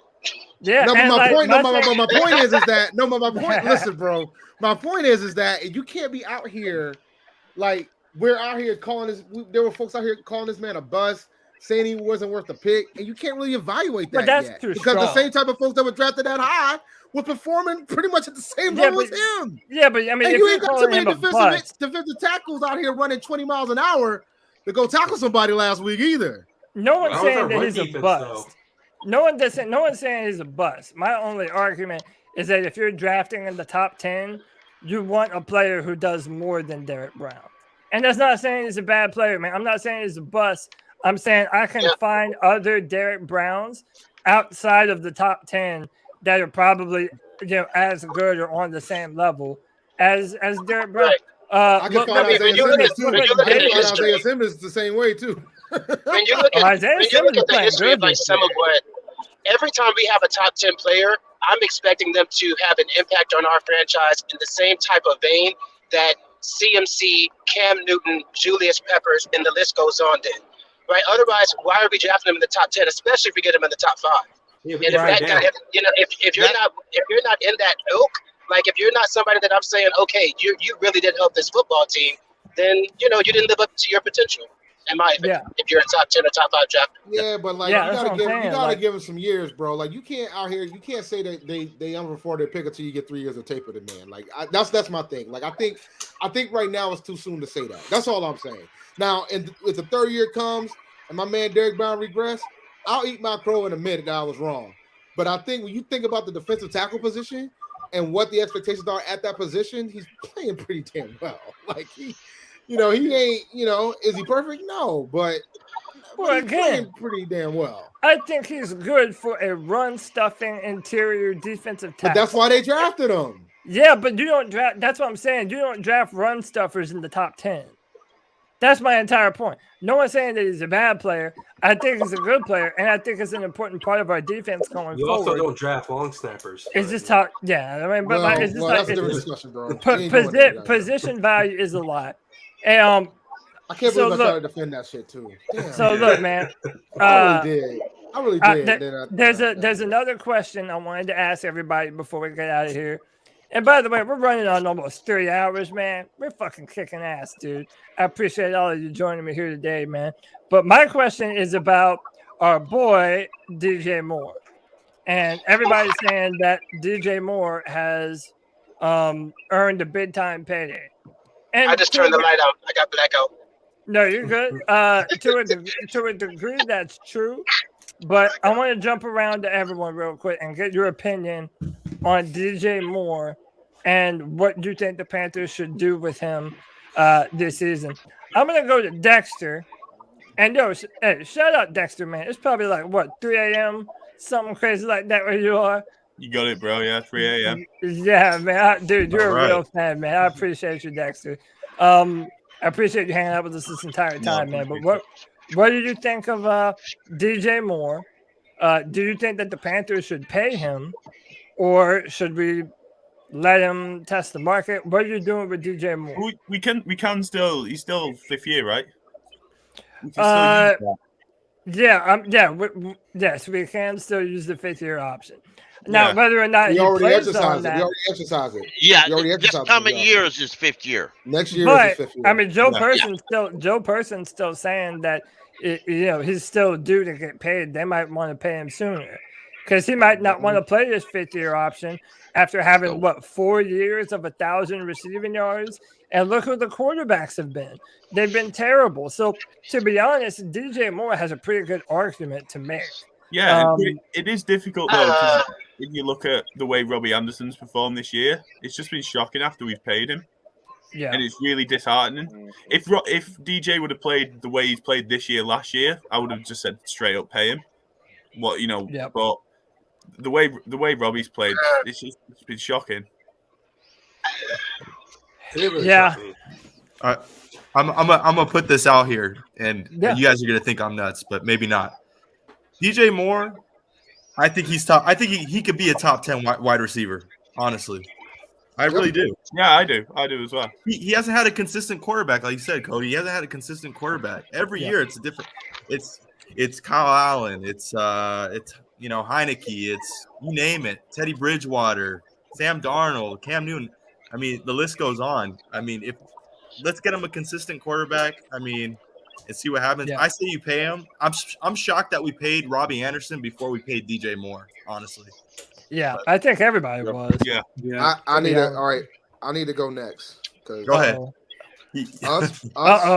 Y'all prepare yourselves. Us paying Robbie diminishes the odds of us keeping DJ. Yeah. And with that means you need to start thinking about and being smart about the assets that you have. And you need to consider trading them. Mm-hmm. Nobody wants to hear it. Mm-hmm. And nobody wants to hear it. And I'm not trying to diminish DJ Moore's numbers because he's been playing great for us. But the bottom line is my man has had his moments too where he be dropping passes and got a business dropping. He has one of the higher drop rates in the NFL. So like at this point, if you already made the decision, and this goes back, as Pat Coltrane would say, the nephewtism of signing Robbie Anderson, you kind of don't have the money to pay that man again. And if you're going to pay him, you need to try to get him on the cheap, trying to get him prior to the 5th year option. If you can't come to a long-term deal at a decent rate before the 5th year option begins this next upcoming season, you need to trade him. You got to trade him. Otherwise, he's going to walk for nothing. I guarantee if we trade him in a few years, he's going to be top 10 wide receiver. Yeah. I'd put his numbers are up there, but in the grand scheme of things, you got to be willing to pay him. And we made the decision to pay Robbie. Like as soon as we paid Robbie, I said, bro, that's going to put DJ getting re-signed in jeopardy. To me, it's not necessarily Robbie Anderson that stops DJ from getting paid. It's the fact that we still don't have a dependable quarterback. Like, if I knew that we had our quarterback of the future and we were going to be able to go, I want DJ Moore. I want DJ Moore to, continue to blossom and grow. The fact that we don't, though, means that we're going to be paying a lot of money for a receiver that may or may not have a good quality quarterback under center throwing them the football.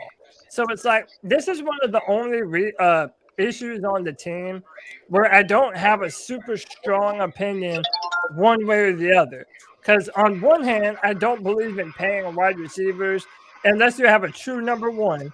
I don't believe in having a lot of money sunk into your wide receivers. And then, on top of that, it's just like not having the quarterback set up. Like, I don't know. I just have a hard time with DJ, man. Like, I know he would ball out somewhere else, but I just don't know if this is ever going to be the situation for him to do so. I said before the season started, we should have traded. You go ahead, man. Yeah, go ahead, man.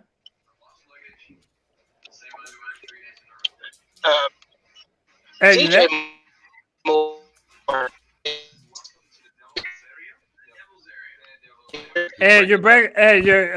Hold on.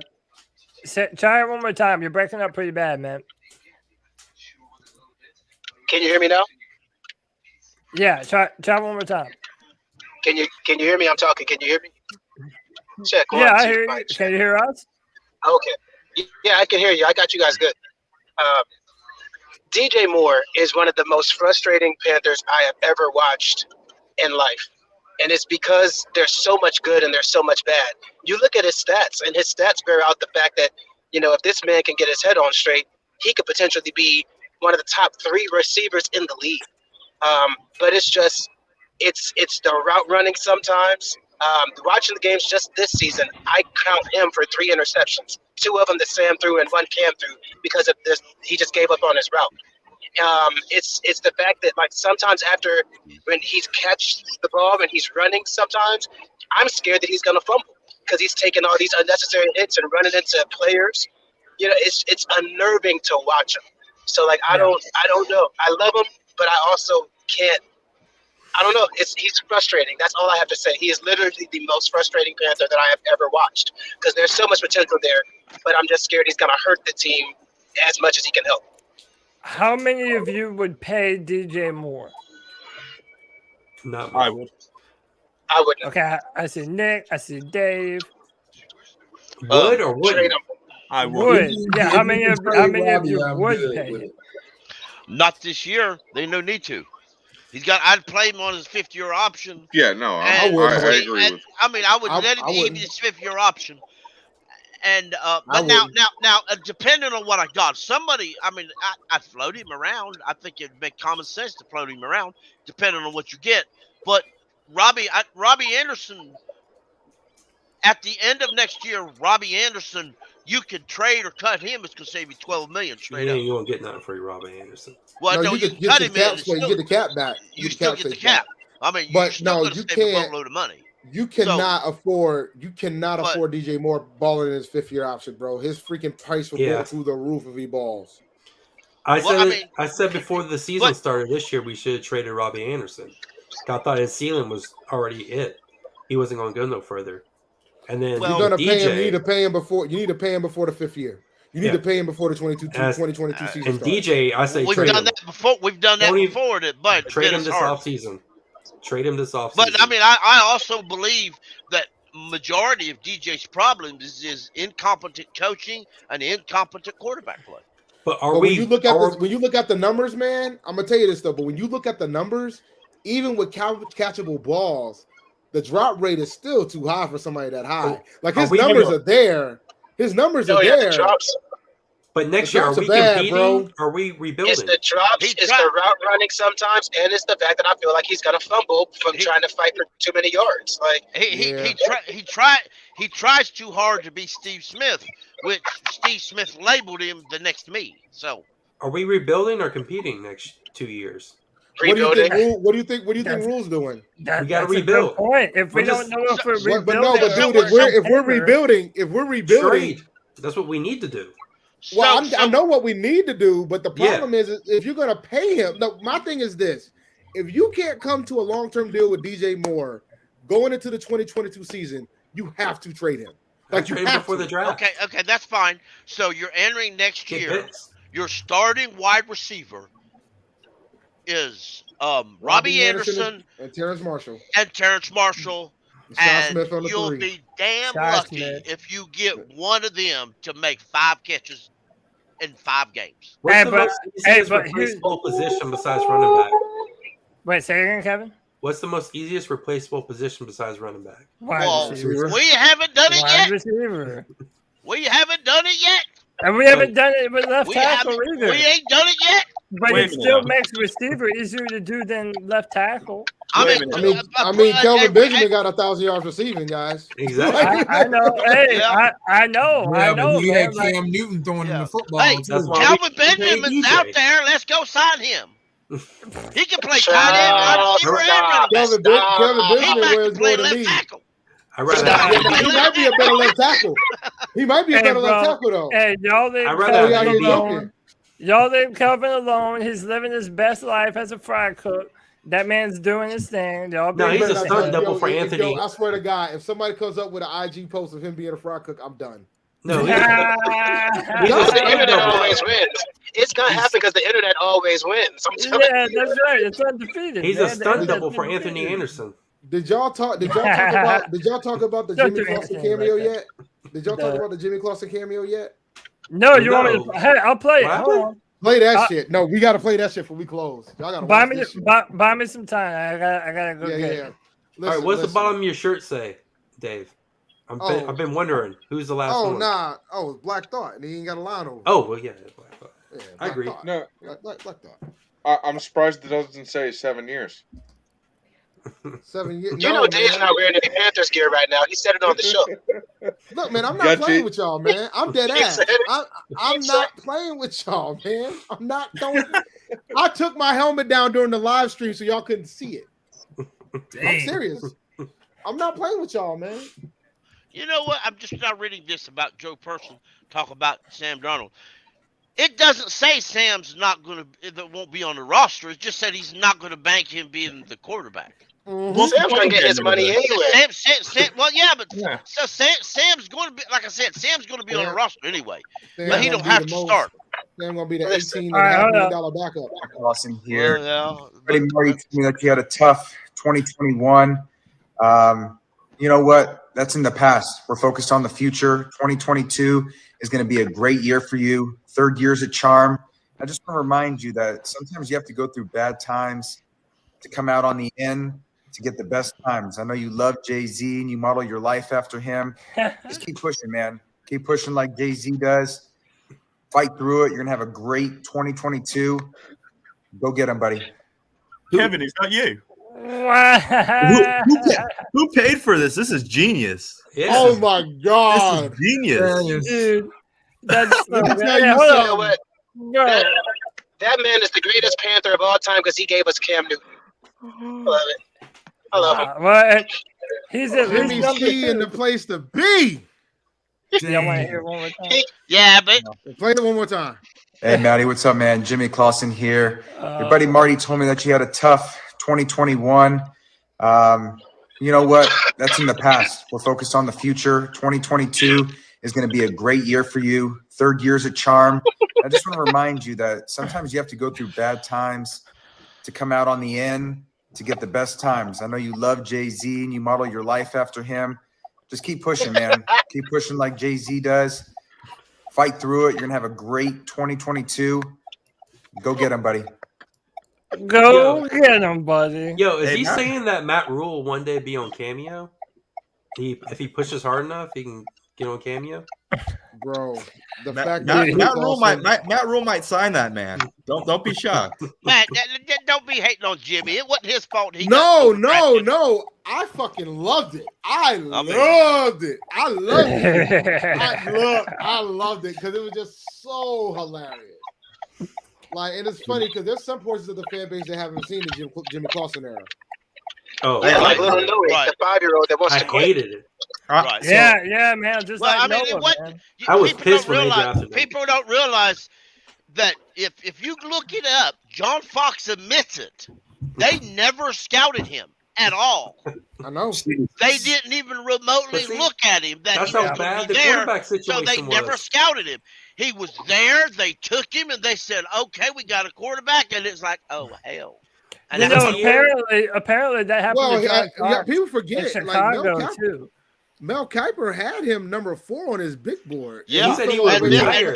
and Mel Kiper admitted later on that he fudged that for. He said he would retire if he's not a starting quarterback. Jimmy Clausen was. Well, he was temporarily. Jimmy Clausen in high school was from my hometown, like in Westlake, California. I live in Cali, so that guy. He was a baller back in Westlake, Oaks Christian, out of Oaks Christian. But I mean, but Jimmy Clausen, the owner that year, Dave, if you remember, was never going to win that year.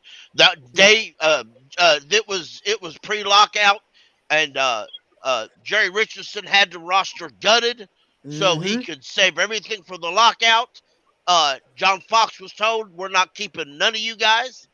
And they lowballed the coaches a couple years before that, just prepared for that. And everybody knew going in they were going to suck. They also didn't have a first round pick, right? Yeah, they didn't have a first round. Not that year. They didn't. They traded it away. Who they That was a Jeff Oton trade. Everett Brown. Yeah. Everett Brown. No, it was the Oton trade. It was either the Oton trade or it was the Monty Edwards shit. It was one of the other. It was the Oton trade because they traded back into the first Everett round. Brown. Monty Edwards, we lost a second round pick, not a first round pick. Was that the same year they brought in Vinny Testaverde? Oton was 09. Yeah, so that was it. So that means we have a first round pick in 10. Yeah. Yep. I thought that was. I was thinking it was the Everett Brown trade where we traded a first round pick. Wait a minute, no. Stewart was 08 though. Stewart and Oton was 08. Stewart 08 was 08.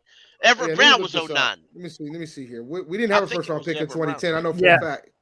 Yeah, it's Everett Brown. Because when Ron Rivera took over, they told Everett Brown to put on weight. Brown? When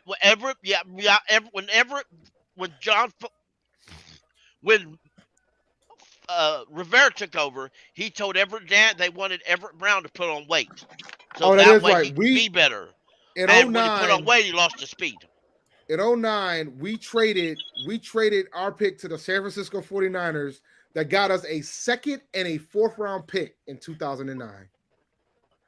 Unfreaking bro. Dude, the Panthers have a history of making terrible trades, bro. That second round terrible trades for terrible players. Yeah. Oh my god. What year was it? Hey, you know what we didn't bring up? What? TMJ going to IR.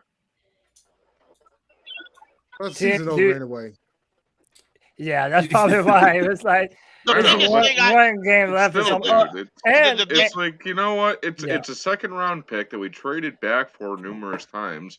We missed on O linemen, and the dude has been dealing with injury almost all year. Like, yeah, like the one good thing about this draft class that we just had this year is that it still has the potential to be a very good draft class. I mean, especially if Brady Christensen and Deontay Brown at some point get some more play and end up being starters. We have not seen the best out of Terrace Marshall Jr. We have not seen the best out of Shi Smith. We haven't seen anything of Terrace Marshall. I have no doubt. I'm looking at these drafts. I'm looking at these old drafts, and I'm irritated. No, I mean, we ain't going back in the past, bro. We're trying to move forward. Dog, I'm not over the fact that we didn't have a listen, bro. I'm not over the fact that we didn't have a first round pick in 2009 either. We didn't have a first round pick in 2009 or 2010. Now, see, y'all keep trading back. Man. I look back and I think of all the screw ups we did in the draft, and it's like, hell no, don't do that. I have not heard about that shit, y'all. My head hurts. I want to give Terrace Marshall. I want to give him a chance, though. Y'all need to go back. Y'all need to go back. But that's the point, right? Giving Terrace Marshall a chance means that DJ Moore ain't coming back here, bro. Yeah, like when that draft pick happened, the first thing when the draft pick happened, the first thing I thought was, all right, that means we're not re-signing Robbie. That's and then what we I thought, re-signed Robbie, and then I'm like, shit, that means we probably ain't gonna sign DJ Moore. Yeah. Bro, how about this You dude, know? Brad, jumping in at the very end of the show? Brad, what's up, bro? Dude, sorry, I was like dead to the world for a bit at work, so I Nah, just got you're off. good, man. No, dude, honestly, man, we probably won't even be on here too much longer, man. We just went 3 hours and 14 minutes, man. But wow. no, yeah, you're good, man. I wanted to make a prediction, real quick. If the Panthers sign DJ Moore this year, and don't just let him play on the 5th-year option, to me, that's an indicator that we're gonna go all out for Deshaun Watson. Yeah, I really think so. Oh no, dude! I think that's going to happen no matter what. I mean, there is no way, and I've been parroting this for a while. There is no way that Matt Rhule is going to trust his fate to Sam Darnold or some rookie quarterback. That's not happening.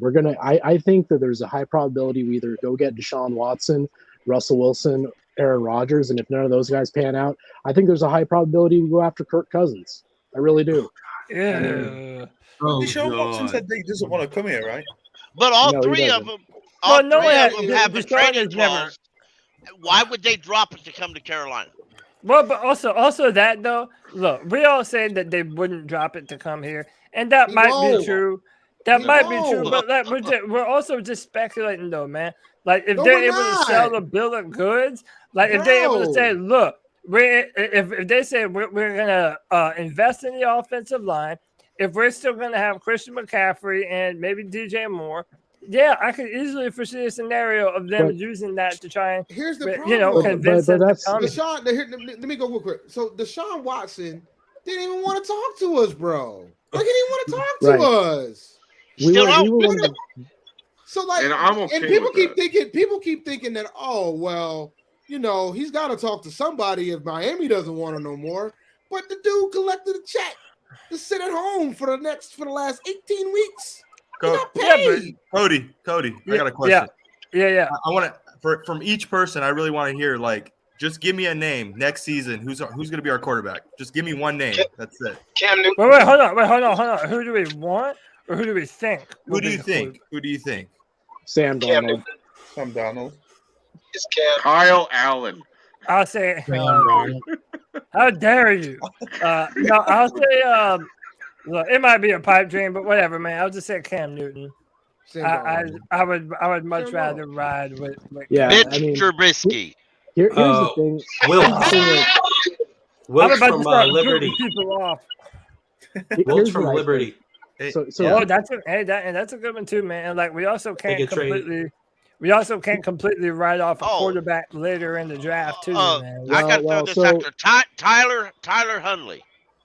But I'd here's like to the have thing. him. Yeah. Here's the thing. Yeah. It's gonna whether it's by it won't be by I don't think it'll be by Matt Rhule's choice, but it's gonna be Sam Darnold, right? And here's the thing that people keep failing to realize. With Sam Darnold at the helm, if you look at next year's schedule, man, it's a tough road to hoe. Yeah. We have the clear we have 2 winnable games on that schedule based on our current team roster, right? It's a 3-win season. It's a 3-win season. But I don't think David Tepper's going to allow him to start.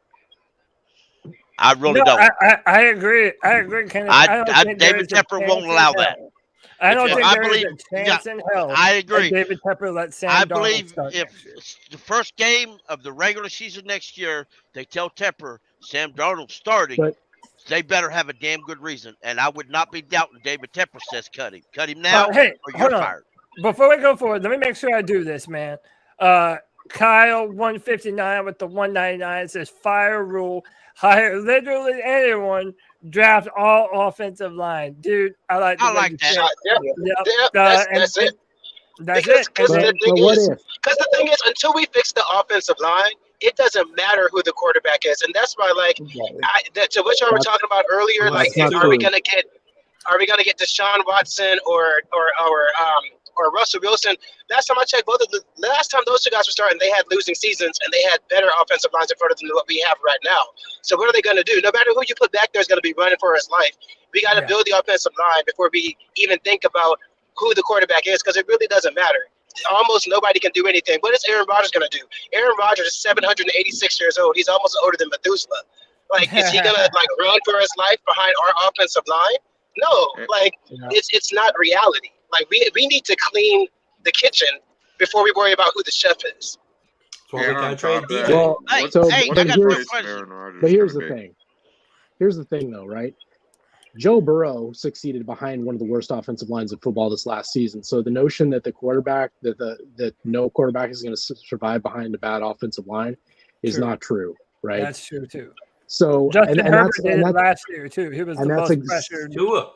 And that's exactly what Matt Rhule is going to be telling David Tepper. If we get the right quarterback, we don't need to worry about the offensive line, right? That's what he's going to be telling him. So they are going to, whether you like it or not, they're going to make a big play for one of these quarterbacks. They're going to go get. Too. I think that people keep talking about what are we going to do with the number 6 overall pick. We're not going to have the number 6 overall pick. I don't think we're going to pick until day 3. I think we're going to trade the farm. It would be stupid. It would be stupid. And Hold on. Before I go forward, last comment that I got to read out from 89 J Subs, the 199 says realistic quarterbacks next year, Tua and Pickett. Thank you, J Subs. I don't see any way that happens. No disrespect, because number one, them 3 quarterbacks are going to have to agree to it. Aaron Rodgers is pretty much on record as debunking anybody who don't like it. I believe Aaron Rodgers will retire before he goes to a team you don't want. Flat out. Russell Wilson's going through hell in Seattle. There's no way in hell he'd come down here to go through the same hell. No. If Deshaun Watson holds his cards right, there's no way the Texans can afford to pay him $40 million to settle on his ass next year. They'll cut his ass and save $40 million. So therefore, he's going to be a free agent, go anywhere he wants to, and ain't no reason why he's going to come here. Because number one, he's got an offense, he's got a head coach he hates. If Matt Rhule does have his way, he's going to hire Bill O'Brien as his offensive coordinator. We know that ain't going to work. And then the offensive line is going to be pathetic. I just don't think Bill O'Brien's going to be a coordinator. I think he's probably Bill O'Brien will stay at Alabama, or he'll end up down in Jacksonville. If Bill O'Brien comes here, we're trading DJ Moore for a broken running back and a 3rd-round pick. Yeah, guys, these guys, these quarterbacks, when they look at teams they want to go to, they know what they're coming into. They have whole teams of people that tell them what they're going into. You got to look at last this year. is something that's been going on with our team for years. Look, for years, how many quarterbacks have died standing behind our offensive line? Yeah, you got to look. Like, how many of them? Remember the last time we had a quarterback make it all 16 games? Well, now 17. But like 5 years ago. Last year, we were prepared to trade. Yeah. We actually agreed to trade our 1st-round pick and multiple other picks to get that quarterback. And he said, I ain't going to Carolina. And he called and that's changed. But it's not just that. They came up with a better deal. But that's what I'm saying. Like, I'm telling you, that number 6 overall pick, I'm sure the Vikings would love to give us Kirk Cousins for that. I mean, why would we give Kirk Cousins for that? Absolutely not. Kirk Cousins will be a free agent anyway. Well, no, he's still got a year left on his deal, I believe. I'm not giving up. But like Brad, is Kirk Cousins? No way. Yeah, but is Kirk Cousins an upgrade on this team? No, I mean, maybe downgrade because he can't. No. I don't disagree with that. Nobody's a downgrade over Sam Darnold. Period. Okay. That's true. But but is he the okay? A lot of people. Kevin brought this up earlier too. A lot of people have been talking Baker Mayfield, which is the dumbest shit in the world. So that is the dumbest shit in the world to me. They have a good offensive line in Cleveland. They have 2 dominant running backs. They had OBJ and Jarvis Landry.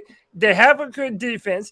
If Baker Mayfield can't make it work in Cleveland, what makes people think that he's going to come down here and do it? But if you try to make Mayfield, then you're back in the whole situation with Sam Darnold again because he's on his rookie deal and you got to pick up his 5th-year option.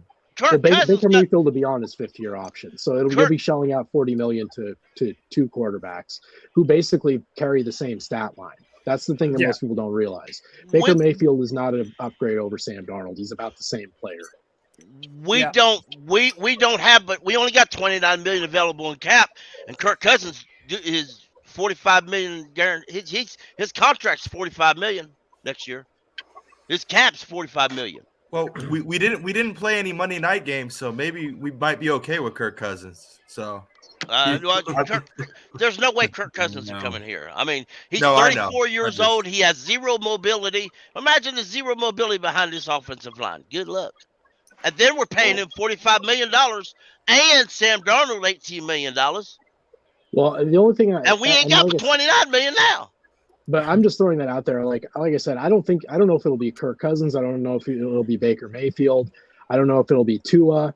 But I'm telling you, we're not rolling into this coaching staff. If their ass is on fire, like everybody seems to think it is, if that's the case, we're not rolling into next season with our fate tied to Sam Darnold. No, I believe that we're going to go get, and that people hate this idea, we're going to go get a bridge quarterback, somebody like a Mr. Trubisky or a Tyrod Taylor, somebody like that people are going to say, well, why him? We just keep Cam. That's the truth. But I believe that's what we're going to go do because that makes more sense. I don't believe we're going to draft one unless Tepper overrules everybody and orders it that way. But I know Tepper may push to get one of them quarterbacks, but I don't. Short of Deshaun Watson saying, "Here's what you need to do to get me." If you fire Matt Rhule, go get Eric Bieniemy. Here's the offensive coordinator I want. Here's the guys I want, and Tepper makes it all happen. Then maybe we'll get him. But even then, you're going to have to. He's due $40 million guaranteed, and you still ain't got room to sign. You ain't got no caps on him. See, they would never give him that kind of power. Not Deshaun Watson.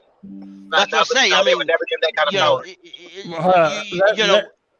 Let's go to Nick real quick. Nick was going to say something. What were you saying, Nick?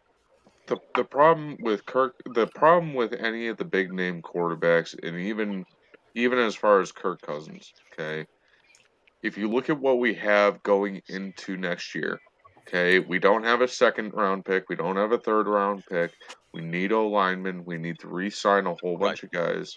Yeah. There's no way that we can bring in a quality quarterback that we want. All right, I agree. And has it been confirmed that the Vikings head coach is gone after this year? Because that's what I've heard.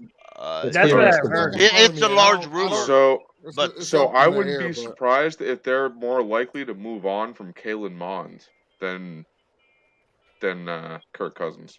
Well, I like Kellen Mond in the draft. I did too. I don't know if you guys heard. I don't know if you guys heard how the head coach talked about him whenever Kirk Cousins had COVID. Okay, Dave, you heard that, didn't you? He had no interest in bringing that man in that game. Exactly. John Manning. He seemed like he was over Kalen Mond before that show even started. So I wouldn't be surprised if we're trying to go after him. David and I'm Tepper not against it. Is from Pittsburgh, so he might want that Kenny Pickett pit. Well, but the problem with that though is it goes back to the weird obsession that Rhule has with dimensions, right? If he has a problem with Brady Christensen's arm length, he's going to have a problem with Kenny Pickett's hand size. But again though, here's a good thought experiment. Some people are all right with would Brady Christensen's arm length matter as much if he had went to Baylor or Temple? Because you know what? Probably not. Somehow don't think they would. I really somehow don't think that they would. Culpepper had small hands. I think that if the fact that he has that Temple connection and that he recruited him and he was a Heisman finalist, that's another one of those stories that whether we like it or not, it's not going to go away. The Deshaun Watson story isn't going away. The Ken Pickett story isn't going away. I think the Steelers trade up above us before we take them. Let me ask you this real quick. Just throw this after I mentioned him earlier. If the Ravens decide to trade their backup quarterback Huntley, yeah, what would you give up for him? Would you give up a player? Would you give up DJ Moore for him? No, I don't think I would. Well, even if they threw in a third. No. So well, and that's the. I think honestly, well, actually, maybe on that one. this team. See, here's the thing: if it's Matt Rhule doing the deal, if it's Matt Rhule doing the deal, I could see the first round pick going for him. I mean, I really do. Right? Yeah. I mean, you know, the thing about the Joe Person article, it confirmed pretty much all of what we already knew. Right? Matt Rhule's the one doing he's got his blueprint or his fingerprint on absolutely everything that happens with this team. I mean, just like, I mean, I don't know. It's kind of crazy. Like originally I thought maybe they would do something intelligent, like trade DJ Moore this offseason, but no, I don't think that's going to happen now either because they're in win now mode. They have to basically turn it around next season. Yeah. Well, gentlemen, I hate to be the bearer of bad news, but we've gone 3 hours and 30 minutes. And the longer we go, the more I feel bad for Dexter because I know it's almost 4 a.m. where this man is at, man. Dexter, he ain't got nothing to do tomorrow. Talking about a bad team. He like my son. My son stays up all night, sleeps all day. He gets up at 3 o'clock and say, "What's for breakfast?" Dude, that's the life, man. But listen, we have barely even talked about Tampa Bay this entire time, man. Why do we need to? Yeah, I know. No need to. Look, it's the Cody, final game of the season. It's a meaningless game. We shouldn't win it. Yeah, right. But even in spite of that, I still want to get some score predictions. I want to see what you're feeling about this team going into. Can I go first? Yeah, man. Yeah, jump on it, bro. I think the score will be unbearable ass whooping Tampa. Not enough points, Carolina. That's what I think it will be. You know, that's a pretty damn good pick, if I do say so myself. That seems pretty on the money. Man, it just sucks that we're like, no one gives a damn, no one cares. It's like whatever. We just know what it is, man. That's the I know. We know what it is, man. All right, so then let's make it quick. Let's give me some more predictions. A1, this is your first time on the show. You were fantastic tonight, man. Hope to see more of you. Appreciate it. Yeah, man. Give me a score prediction. What are you thinking for this game? I mean, I'm like we all are. We're all huge fans. In the back of our minds, a little bit, we kind of want us to kind of take the loss to maybe go up in it. But I want to win. I want to win, honestly. But so the only way we're gonna win on Sunday is if we give up like 10 to 13 points because it's not going to be a barn burner. Like we're not going to score 24 or 27. We're just not, our offense isn't there, but I'm going to go Carolina 17-13 over Tampa Bay. Ooh, all right. That's my prediction. All right. Hey, I like that. We at least have one person for sure picking the Panthers, man. 17-13 Carolina. I'm with that. A1, I like that, man. You're good people, bro. Appreciate it. Kevin, I mean, I feel like I kind of know what your answer is going to be, but lay it on me, man. Give me your best. And also, if you want to add to anyone who wants to go, if you want to add something to your prediction, like, Stephon Gilmore interception or even like, or whatever, even Tom Brady throws for 300 yards, whatever, man. You can add to that too. So, yeah, go ahead, Kevin. I think it's going to be 20-17 Carolina. Carolina wins on a last-second field goal and costs us a top 5 pick. Well, we ain't gonna have a top 5 pick anyway, even if we lose. But or top 6 pick, whatever. If you could pronounce our kicker's name, I'll give it to you. Zane Gonzalez. yeah, right. No, Zane's out. Is he? He's not playing. See, look at that. You ain't even know. Remember when he got hurt? He got hurt right before the Buffalo game. He's out. He's out for the season. Yeah, that's right. I forgot he was out for the season. No. Let me try. Isn't it Hiram? I have no idea what kicker is. Hiram something, man. I know he missed a field goal last week. Yeah, I know that. That's Whatever his name is, it might not matter soon because they know what it is too. I don't think it's going to matter soon, anyways. I think Zane Gonzalez is going to be back next year. Yeah, sign him. He was solid. Right. Yeah, he was solid. Dexter, my man, one of the best fans that we have, bro. Tell us your prediction for this game, and give me like a fun prediction too, like something else to go along with it. We're getting smoked, so it's gonna be like 28-10. But I have one wish, and that's that Cam Newton scores one last touchdown for us. He will play a snap. That's my prediction. 2 touchdowns from Cam Newton. 2 touchdowns. All right, 2 of them. I like that. And I just hope that he doesn't throw multiple interceptions. He just has a respectable game for us to go out on. That's all I want. Yeah, he won't play a snap. I hear that, man. I hear that. I like that. You even kind of stole my thunder, but I'm not even mad, dude. I'm not even mad. I'm going to get out of here, fellas, because I can barely stay awake here. So really appreciate you having me there. Dude, Dexter, you're the man. Get some rest, man. I appreciate you. Yeah, get some sleep, Dexter. Keep pounding, Dexter. See you later. Later, man. Yeah, all right, so let's go to Dave. Dave, appreciate you joining the show, bro. Not a question, man. Here's my prediction. We're going to score more points this time against Tampa Bay. So I'm going to give it 27-10. 27-10 Tampa. 27. I think I want to I'm thinking that Brady's going to play the whole game. So You gonna be pissed off? Huh? You think Tom Brady's gonna be pissed off playing better? Yeah, because he almost lost to the Jets last week. Well, didn't Antonio Brown call him out recently or something? Yeah, that part too. Like I think Tom Brady's gonna have something to prove to say that he don't need his ass. Yeah. So we're gonna, and then the fact that Gilmore's gonna be out, C.J. Henderson looks like he might not play. Yeah. John Chandler's probably gonna be out. This could be bad, guys. Yeah. Like I know some folks prefer us to lose. I don't want us to lose. It's gonna be a tough game to watch. And then you're gonna move it to 425. The only positive thing about that is I get to watch the 1 o'clock games on Red Zone. No, and the one thing that I do hate about us playing at 425, dude, I want to watch that Chargers Raiders game, man. And I'm gonna be doing Sunday Night Football. Game. You ain't gotta worry about that, bro. I know. I'm gonna be doing the post game show for 3 hours.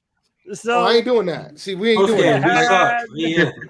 Yeah, like you ain't like you should just lost. You like we're gonna me and Rashad are likely depending on what's going on with Rashad. You can do both. You probably could do both. Because I know. Yeah, but I mean, it's like we got the tradition of doing the live stream. It's the final game of the season. Like it would feel wrong if we didn't do it. You know what I mean? So. Hey, look, man. Somebody asked about Bucks defense on fantasy. If you're somehow playing fantasy football in week 18 in a season-long league, I would play Bucks defense in a heartbeat.